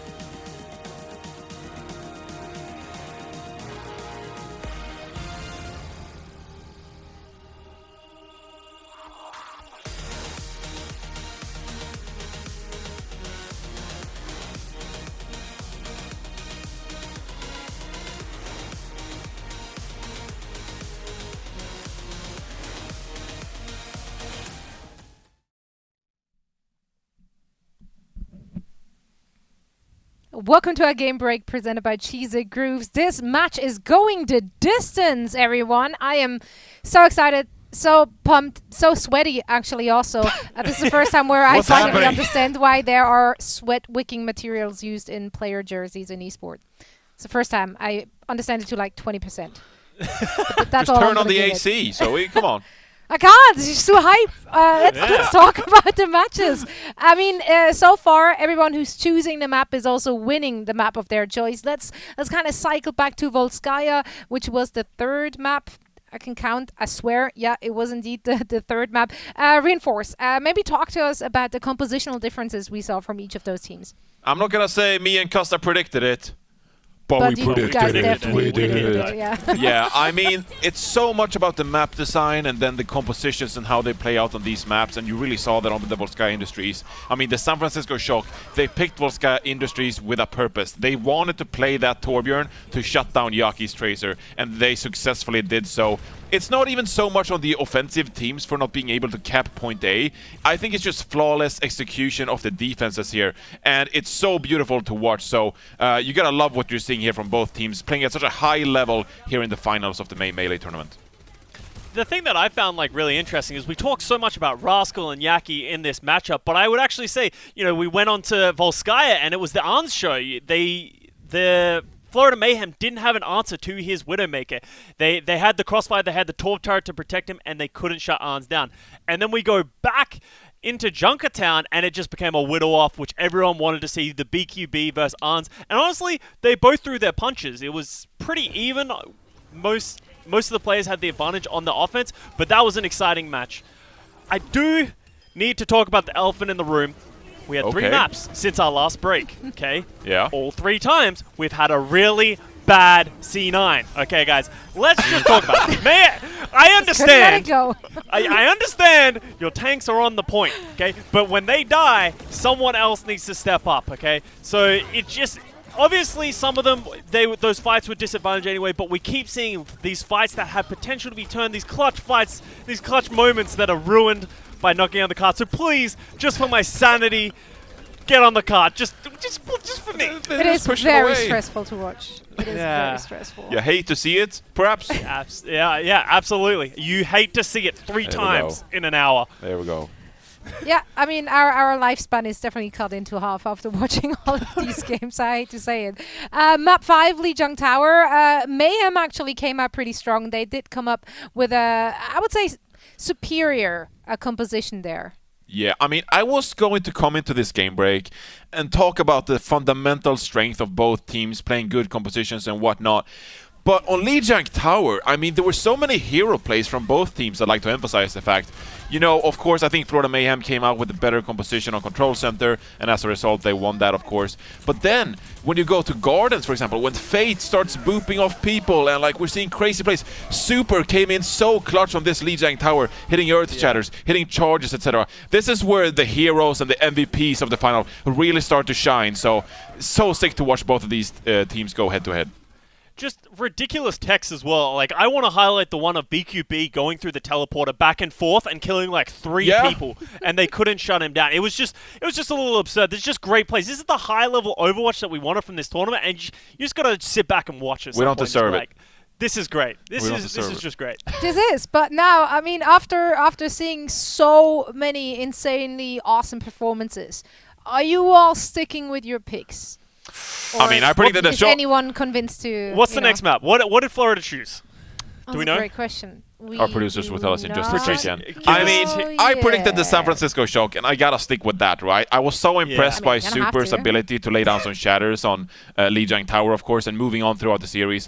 That being said, though, of course, every time a team picks a map, they win that map. So this could go the distance to all 7 maps. Yeah, but then they will... Wait, so if every time a team picks the map, they win the map, then this map pick will be Shock Mayhem, and then we're 3-3, and that means Shock picks next, and then Shock wins. So your logic... I'm lost in the sauce. It's been a long weekend. You've lost me. Crunching really hard numbers here. I'm doing the very high-end math, and I think based on your theory, it will be Shock coming out on top.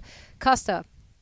We have Hollywood coming up. That's the Florida Mayhem pick. I think that's a great one. Yaki has so much space to roam around. We've seen a lot of different teams play Tracer, so I actually very much see Florida taking this match if they can keep that momentum with the Tracer. But then, as we've said, they have to go to a map that the San Francisco Shock choose. So that's the uphill battle they have to fight. I'm just so excited. I'm super giddy. And you know what? The teams are ready, and so are our glorious casters. So we'll be sending it right back to Mr. X and Uber. The Overwatch League is brought to you by Cheez-It Grooves. Deep flavor, deep crunch. It's a mind crunch.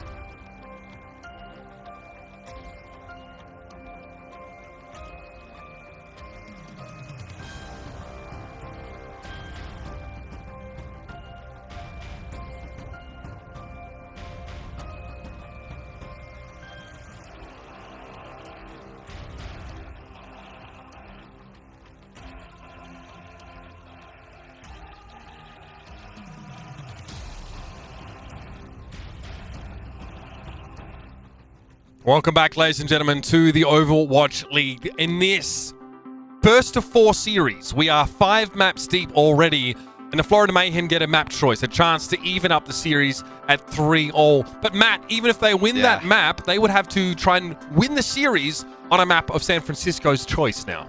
Right, which obviously would be a huge advantage for San Francisco, but that's what they get for jumping out early in the series. And the next map coming up will be Hollywood. So Hollywood is one where, interesting, you can make good use of the Echo and Tracer. I feel like that's been a story for the Florida Mayhem throughout the May Melee. But you can get a good use of Tracer on the first point. Echo can be advantageous for the second point, being able to get a lot of high ground.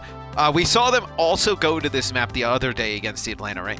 That's right. I mean, Florida looked good on Hollywood. The only part of the map that gets kind of hard for Tracers on the attacking side is that last stage, trying to get through either one of those doors. But this is not a map that we have a lot of data recently for the San Francisco Shock to be going on with. And if you think about the kind of compositions that we know that Florida want to play, it makes in perfect sense why they would want to go to a map like this. And now, you know, for San Francisco, they can still say, well, all right, we don't make it look pretty good for us on the second part of the map. It's a little bit hard for Tracer, for example, to access that high ground without waiting around for, you know, the elevator to come and get her up there. So both of these teams have parts of the map on which their preferred compositions will be strong.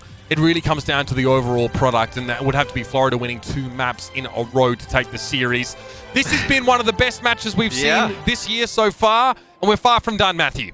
Yes, we get 2 of the best teams in the league. We put them together in the tournament style, and who would have thought we end up with a great match? Did you think that, Matt? Yeah. Would you have thought well, that? actually, before the match, we were talking about, like, when we were watching Florida-Philly, I was just kind of like, hey, you think that this Florida team can give the Shock a run? And, like, it's odd to see a team win consistently, but, like, not be sold on it. And, I mean, I was kind of, I didn't really know how well that Florida would perform. But I think they've proved without a shadow of a doubt that they can hang with anybody. Listen, if you're still... Like a lot of diehard sort of Mayhem fans did tweet at me in the break and say, no, we're still concerned that something could go wrong. At least that means that you, Matt, and the rest of those fans out there on social media don't suffer from recency bias. So they still remember the scars of the past. Well, you know, a lot of New Yorkers moved to Florida, so maybe they were Knicks fans at one point too. I mean, Knicks fans know that feeling. Something could always go wrong. True that, Matthew. All right, so it'll be the Shock on attack here, and they are going to go with the Echo Ash combo. Florida do want to play with the Tracer here, Matt. It's time for Yaki to continue to shine. He's got to be so careful on defense, though. I mean, defensive Tracer here, you see double armor pack being applied to him as he goes in. Seance, peek around the corner, just trying to get some shots into the shields here. Here comes Yaki, sneaking around the back. Looking for, oh, okay, that's nice. Ance was already hit with the dynamite, so it's harder to keep that Ash alive. One clip with the melee, nicely done. Yaki finds the kill, and now the Shock are very confused. They look scared. They look a little lonely. You see how little damage he takes, though? Because he's got the armor packs on him. Like, he actually gets hit with a whip shot during there. You don't even realize it because he's still at full HP because of the armor packs. And look at this. Rascal bringing out the Torb yet again. I mean, Ash doesn't really deal all that well with Tracer, No. to be fair. You need to hit a scoped headshot if you want to clean her up quickly. And obviously, when you're not scoped in, your gun operates very differently. It's kind of hard to get rid of Tracer. So Yaki gets value and is close to a pulse bomb. And the Mayhem again, they back around the corner. This is just to break line of sight and preserve the duration of that Orisa shield from Fate. Trikobin gets rid of Yaki though, so the flank is down. Now the Shock can ease into this a little bit more. They lean into the lack of flanking threat, but Trikobin leans right into a gigantic boulder. He now standing underneath that immortality field. Gargoyle wants to push forward though, and Moth is down. BQB doesn't get much out of his bob, and well, he follows soon after. Now these two teams have swapped places here. The Mayhem have to get aggressive, Matt. Yes, they wrap around and they take the high ground and use their Amp Matrix up there. That'll be a Bob use there from Ance as kills come in for the Florida Mayhem. 2 kills from Gargoyle with the Gravitic Flux. And this will be the Mayhem getting a hold as it's going to be just 1 tick of permanent progress there for San Francisco. Not nearly what they were looking for. They got halfway to a full cap, but that only accounts to 1 tick in our terms. So Fate now has the Supercharger. San Francisco have a little bit to work with. We'll see. We'll see if Trikobin can get some nice hypersphere damage to start off the fight, but Yaki will be waiting. No pulse bomb, so bear that in mind.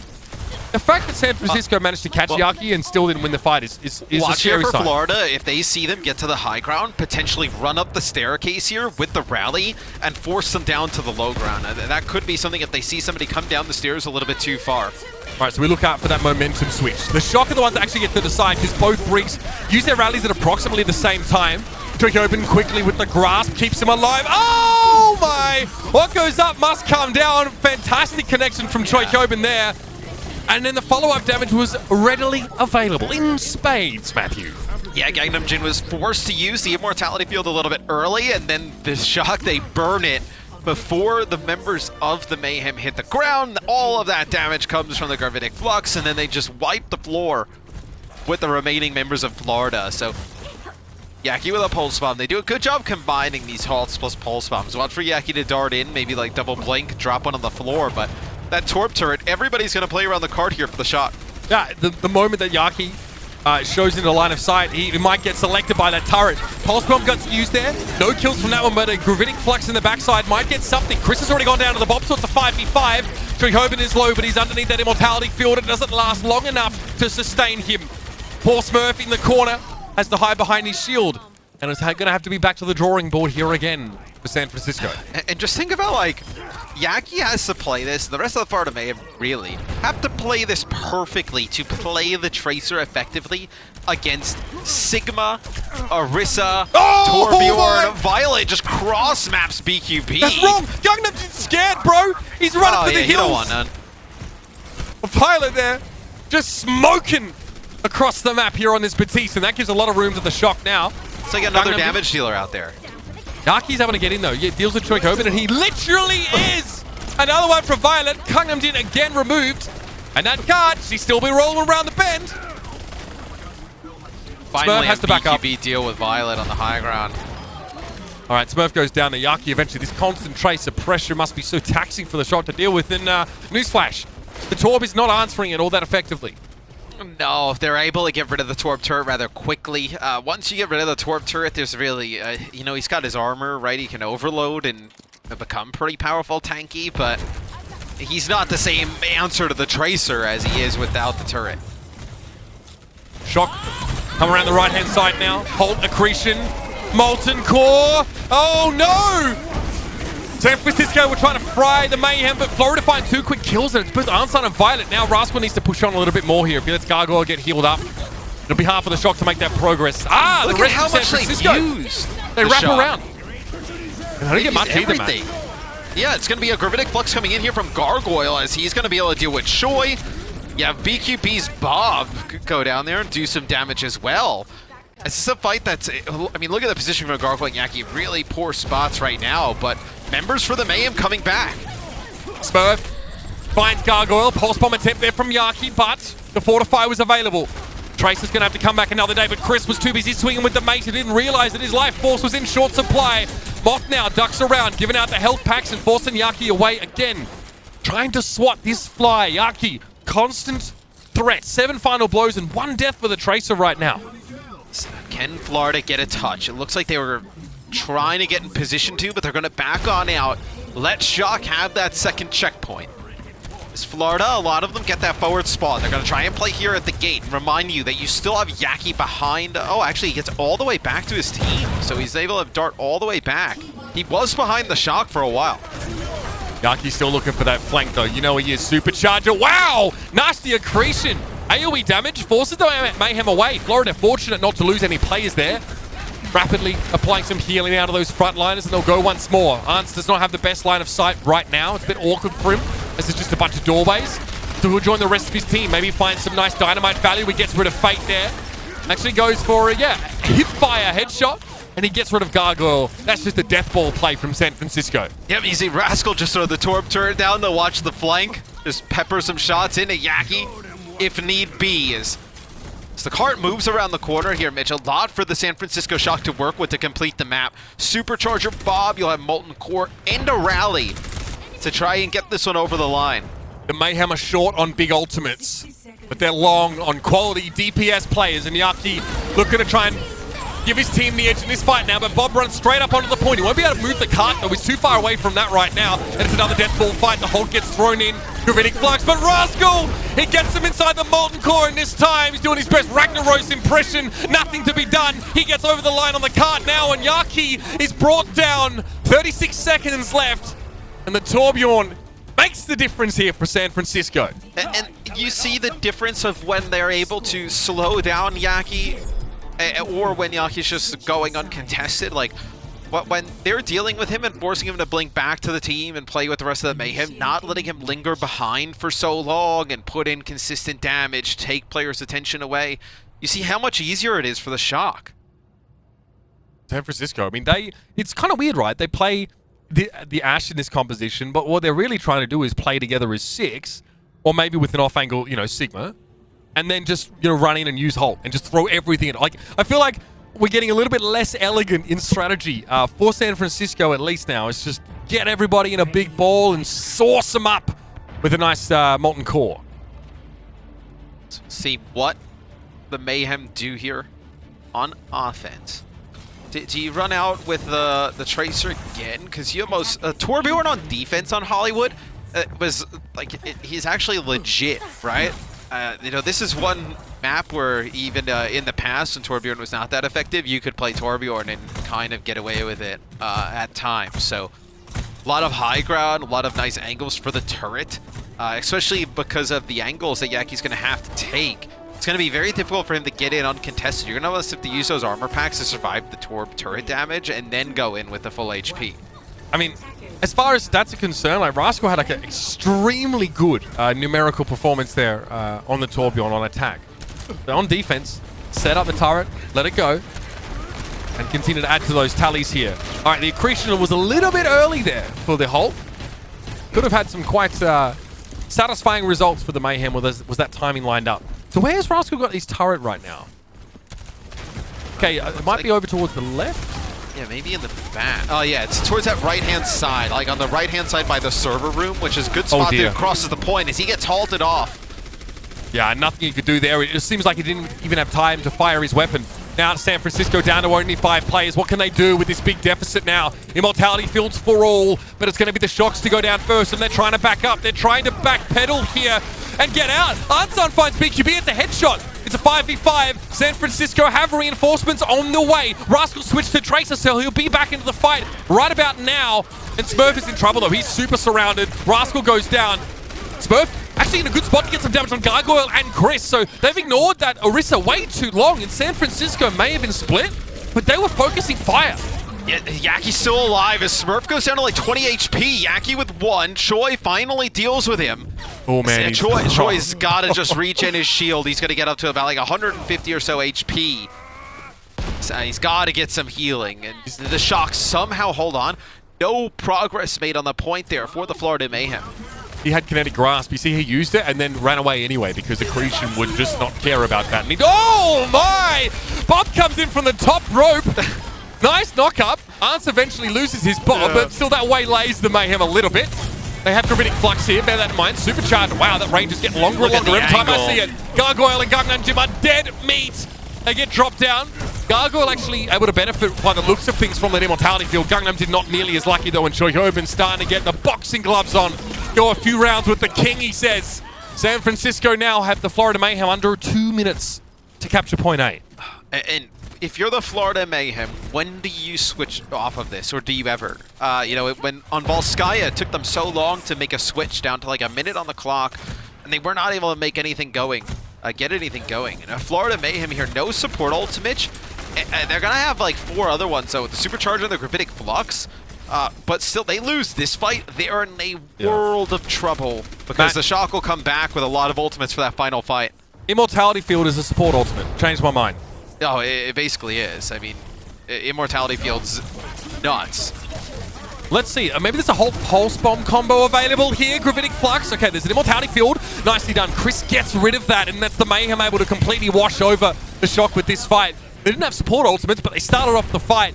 And San Francisco just were in no position to do damage. They were not pressuring the healing resources of Florida there. And you have to know, if you're San Francisco, that you're not in a good spot to win that fight and win the game here, win the series here.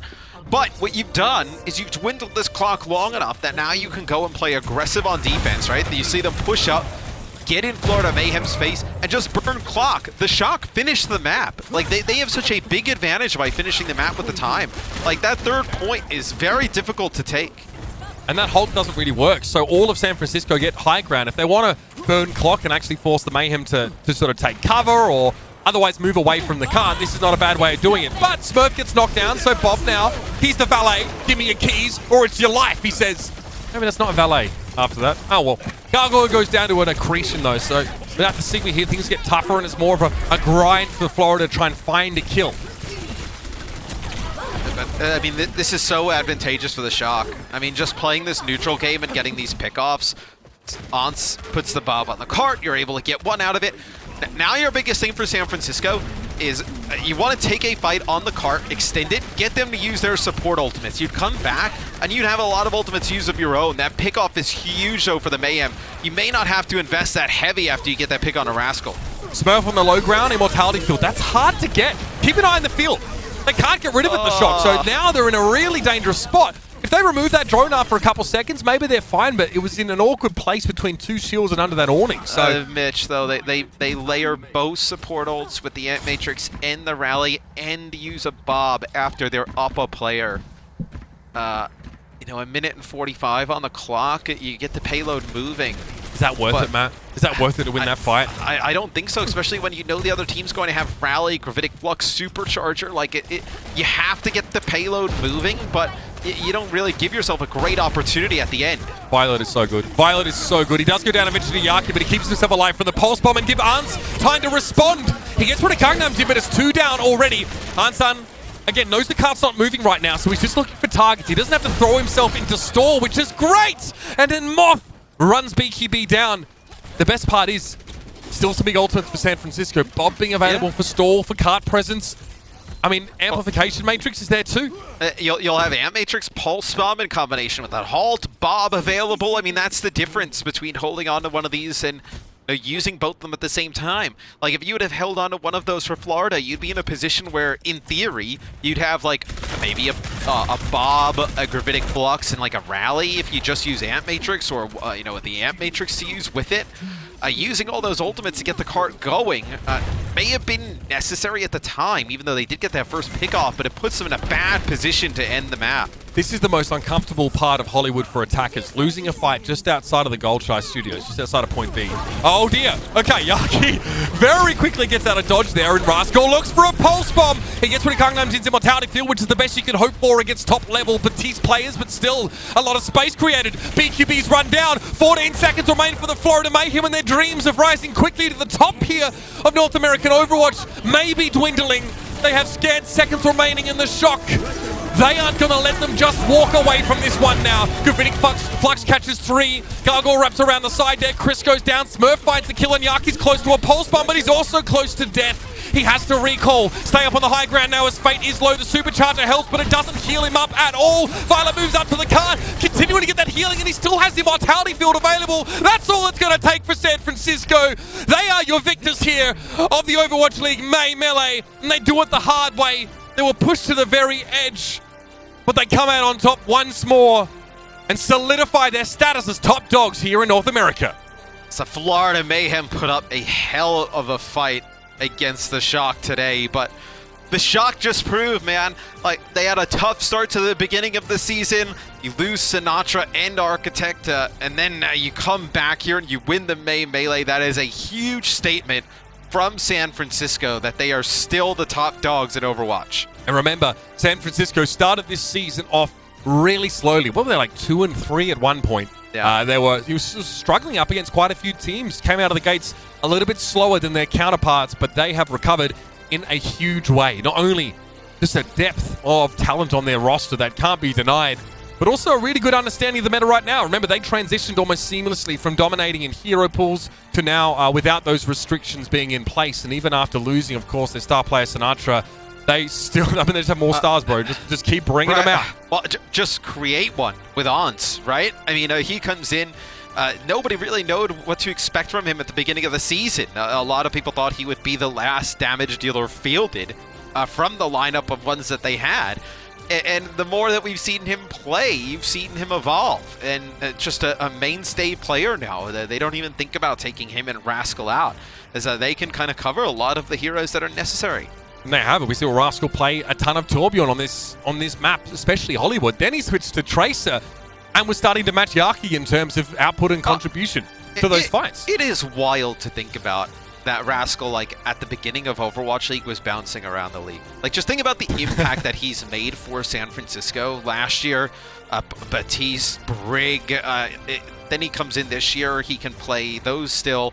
He can play the damage dealers all at a high level, and it's not even like he can play projectile and hit scan, right? I mean, this is a guy who can play like McCree, he can play Widow, he can play Tracer, he can play anything at a high level. Just the way that this organization just went about building this team has just been amazing to watch, and they put together a tremendous core.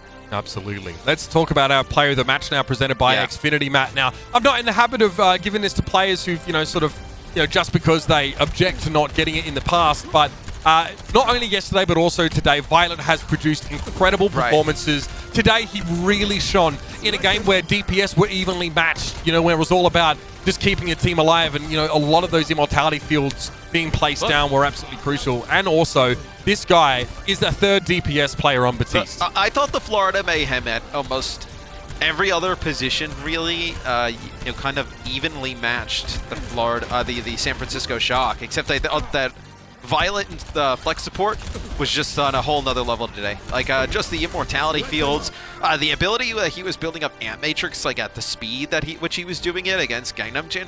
Now, there are some times I think back to, like, even the first map, like Nepal, where he already had, like, 1.5 when Gangnam Jin was getting his first. And just, using that immortality field, keep them alive through Gravitic Fluxes, Pulse Bomb combos. Just a really impressive performance from Violet today. Yeah, even towards the end there, towards the end of the map, you saw him keep himself alive from a Tracer Pulse Bomb and still be pressured down. Yaki was gunning for him. And it's hard to play Batiste against a team that's fielding a really strong Tracer. It's really hard to escape them.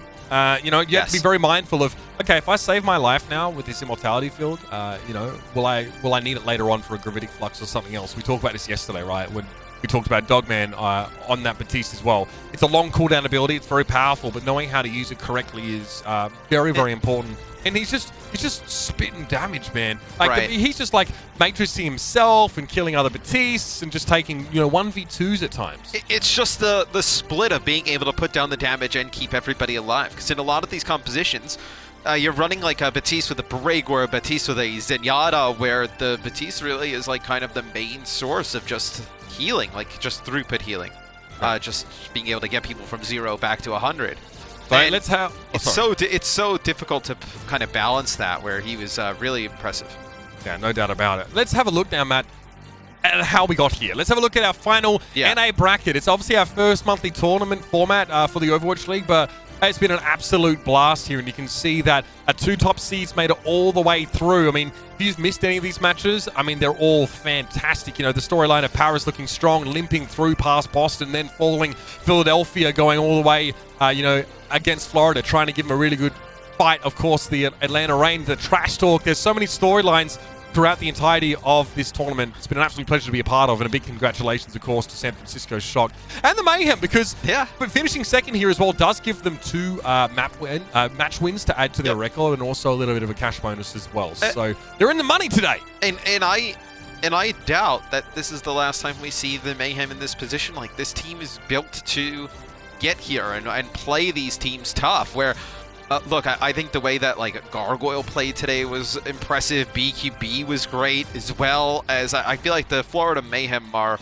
right on the cusp of taking these type of games, like against the Shocks, and obviously beating the Fusion, but taking them the distance and getting the wins. Now, we're going to have a look at the Asia bracket, but if you haven't seen those matches and you don't want spoilers, look away now. We're going to show that and remind everybody of what we've seen over in that Asia region. And of course, it was the Shanghai Dragons in a miraculous reverse sweep after, I mean, it all seemed like it was going down the gurgler after Blizzard World there, and that large Charlie Niner, but they managed to bring things back under control. And we got to see the best of Guangzhou Charge as well. I like that. The gurgler. Yeah, the gurgler, Matt. Yeah, you can't use all your ammo for the finals here. I know we still got a long season to go. If you think that's ammo, you are sorely misjudging me. What I think was wild about the Asia region's main melee is how everybody kind of didn't really think highly of Seoul Dynasty going in, and they really turned up, almost able to take out Shanghai Dragons in the end. All right, let's have a look at our season standings now and see how our overall field is affected by the results in both these NA and, of course, these Asia melees. Philadelphia Fusion still at the top there with only 1 loss. It was a nasty one for them to suffer, but their unbesmirched win streak has been brought to an end. The Dragons are close behind, and Shock in 3rd place now after getting 3 match wins given to them from victory in this tournament. As you go down now, I mean, I'm loving that top 10. There is so much talent even outside of that, Matt. You've got teams like the Gladiators, the Fuel, who look insanely good, recently. The Outlaws really showing up in the Battle for Texas as well. And the team that I look at in the second half of the season, looking at specifically the Asian region, to really start to climb this up, climb the ladder of the rankings, is the Hangzhou Spark. I think the addition of Architect is going to be team-changing in such a positive way for them that I think they're going to start to get a lot of wins, be extremely competitive in that region. What a pleasure it's been to cover these matches. Thank you, everybody, for dealing with my end of match shenanigans. But for now, we've got more excitement coming. We're going to get some victory statements, of course, with Zoe and Super. We do indeed. Thank you so much. Super congratulations to you and your team, and thank you so much for joining us. Thank you. All right, 2019 champion, now also claiming the NA Mayhem Elite title. What does that mean to the team? Does that feel good? I mean, yeah, I like this season has been pretty rough for I think almost every team would say that, especially because like, you know, there's so many troubles that the league went through and all the teams have to go through, and I think being able for us to prove that we were still, you know, the top dog, I really think that means a lot to me and the rest of my team. Now, we had a quick chat earlier today where I did ask you what team you're expecting to see in the finals playing against you. You did actually think it's going to be the Fusion. Did that mean that you had to adjust some of your strats or your gameplay when you actually ended up playing against the Mayhem? Yeah, I mean, because Mayhem's biggest thing, like well, you know, according to us, we think that they really like to use Yaki on Tracer, whereas Fusion didn't really do that as much. They did run Tracer sometimes, but Mayhem, you know, they really liked running Yaki on Tracer, so we started throwing in the Torb a little bit there. That's kind of why you saw that adjustment, because Torb is really good at 1v1ing Tracer with his turret that has auto lock, and then he has his overload, which obviously gives him a ton of armor and faster firing rate. So we kind of made that adjustment, and then just kind of rolled with it and adjusted on the fly. So in terms of the map picks, every team kept on winning their own map picks. What kind of was the main focus for you guys in terms of picking them out? Well, we had a few maps we were really confident on, like Nepal. We were extremely confident on Nepal. And we just, whatever map, like a lot of it was because we scrimmed Mayhem a few times, so we kind of knew what they were going to try to do and what maps they were good at, what maps they beat us on a few times, what maps we could beat them on. So we kind of just thought about that really quickly and then just made our decisions based on that. And how did you end up actually breaking that everyone wins their own map curse on Hollywood? What gave you the edge on that last night? I think we had a little bit of a rough start on offense, but once we kind of had Rascal make a little bit of an adjustment where he focused more on not being as aggressive, but just basically solely marking the Tracer, that really helped us out. And then he swapped over to Tracer himself, which, I mean, that was the game winner there. It certainly was. Well, it was a phenomenal final. I think we couldn't have wished for anything better than that. Thank you so much for joining us here on the show as well. Thank you for having me. As always, an absolute pleasure chatting with you. We're now heading into a very quick break, but don't go anywhere because the Watchpoint post show is coming right up after this.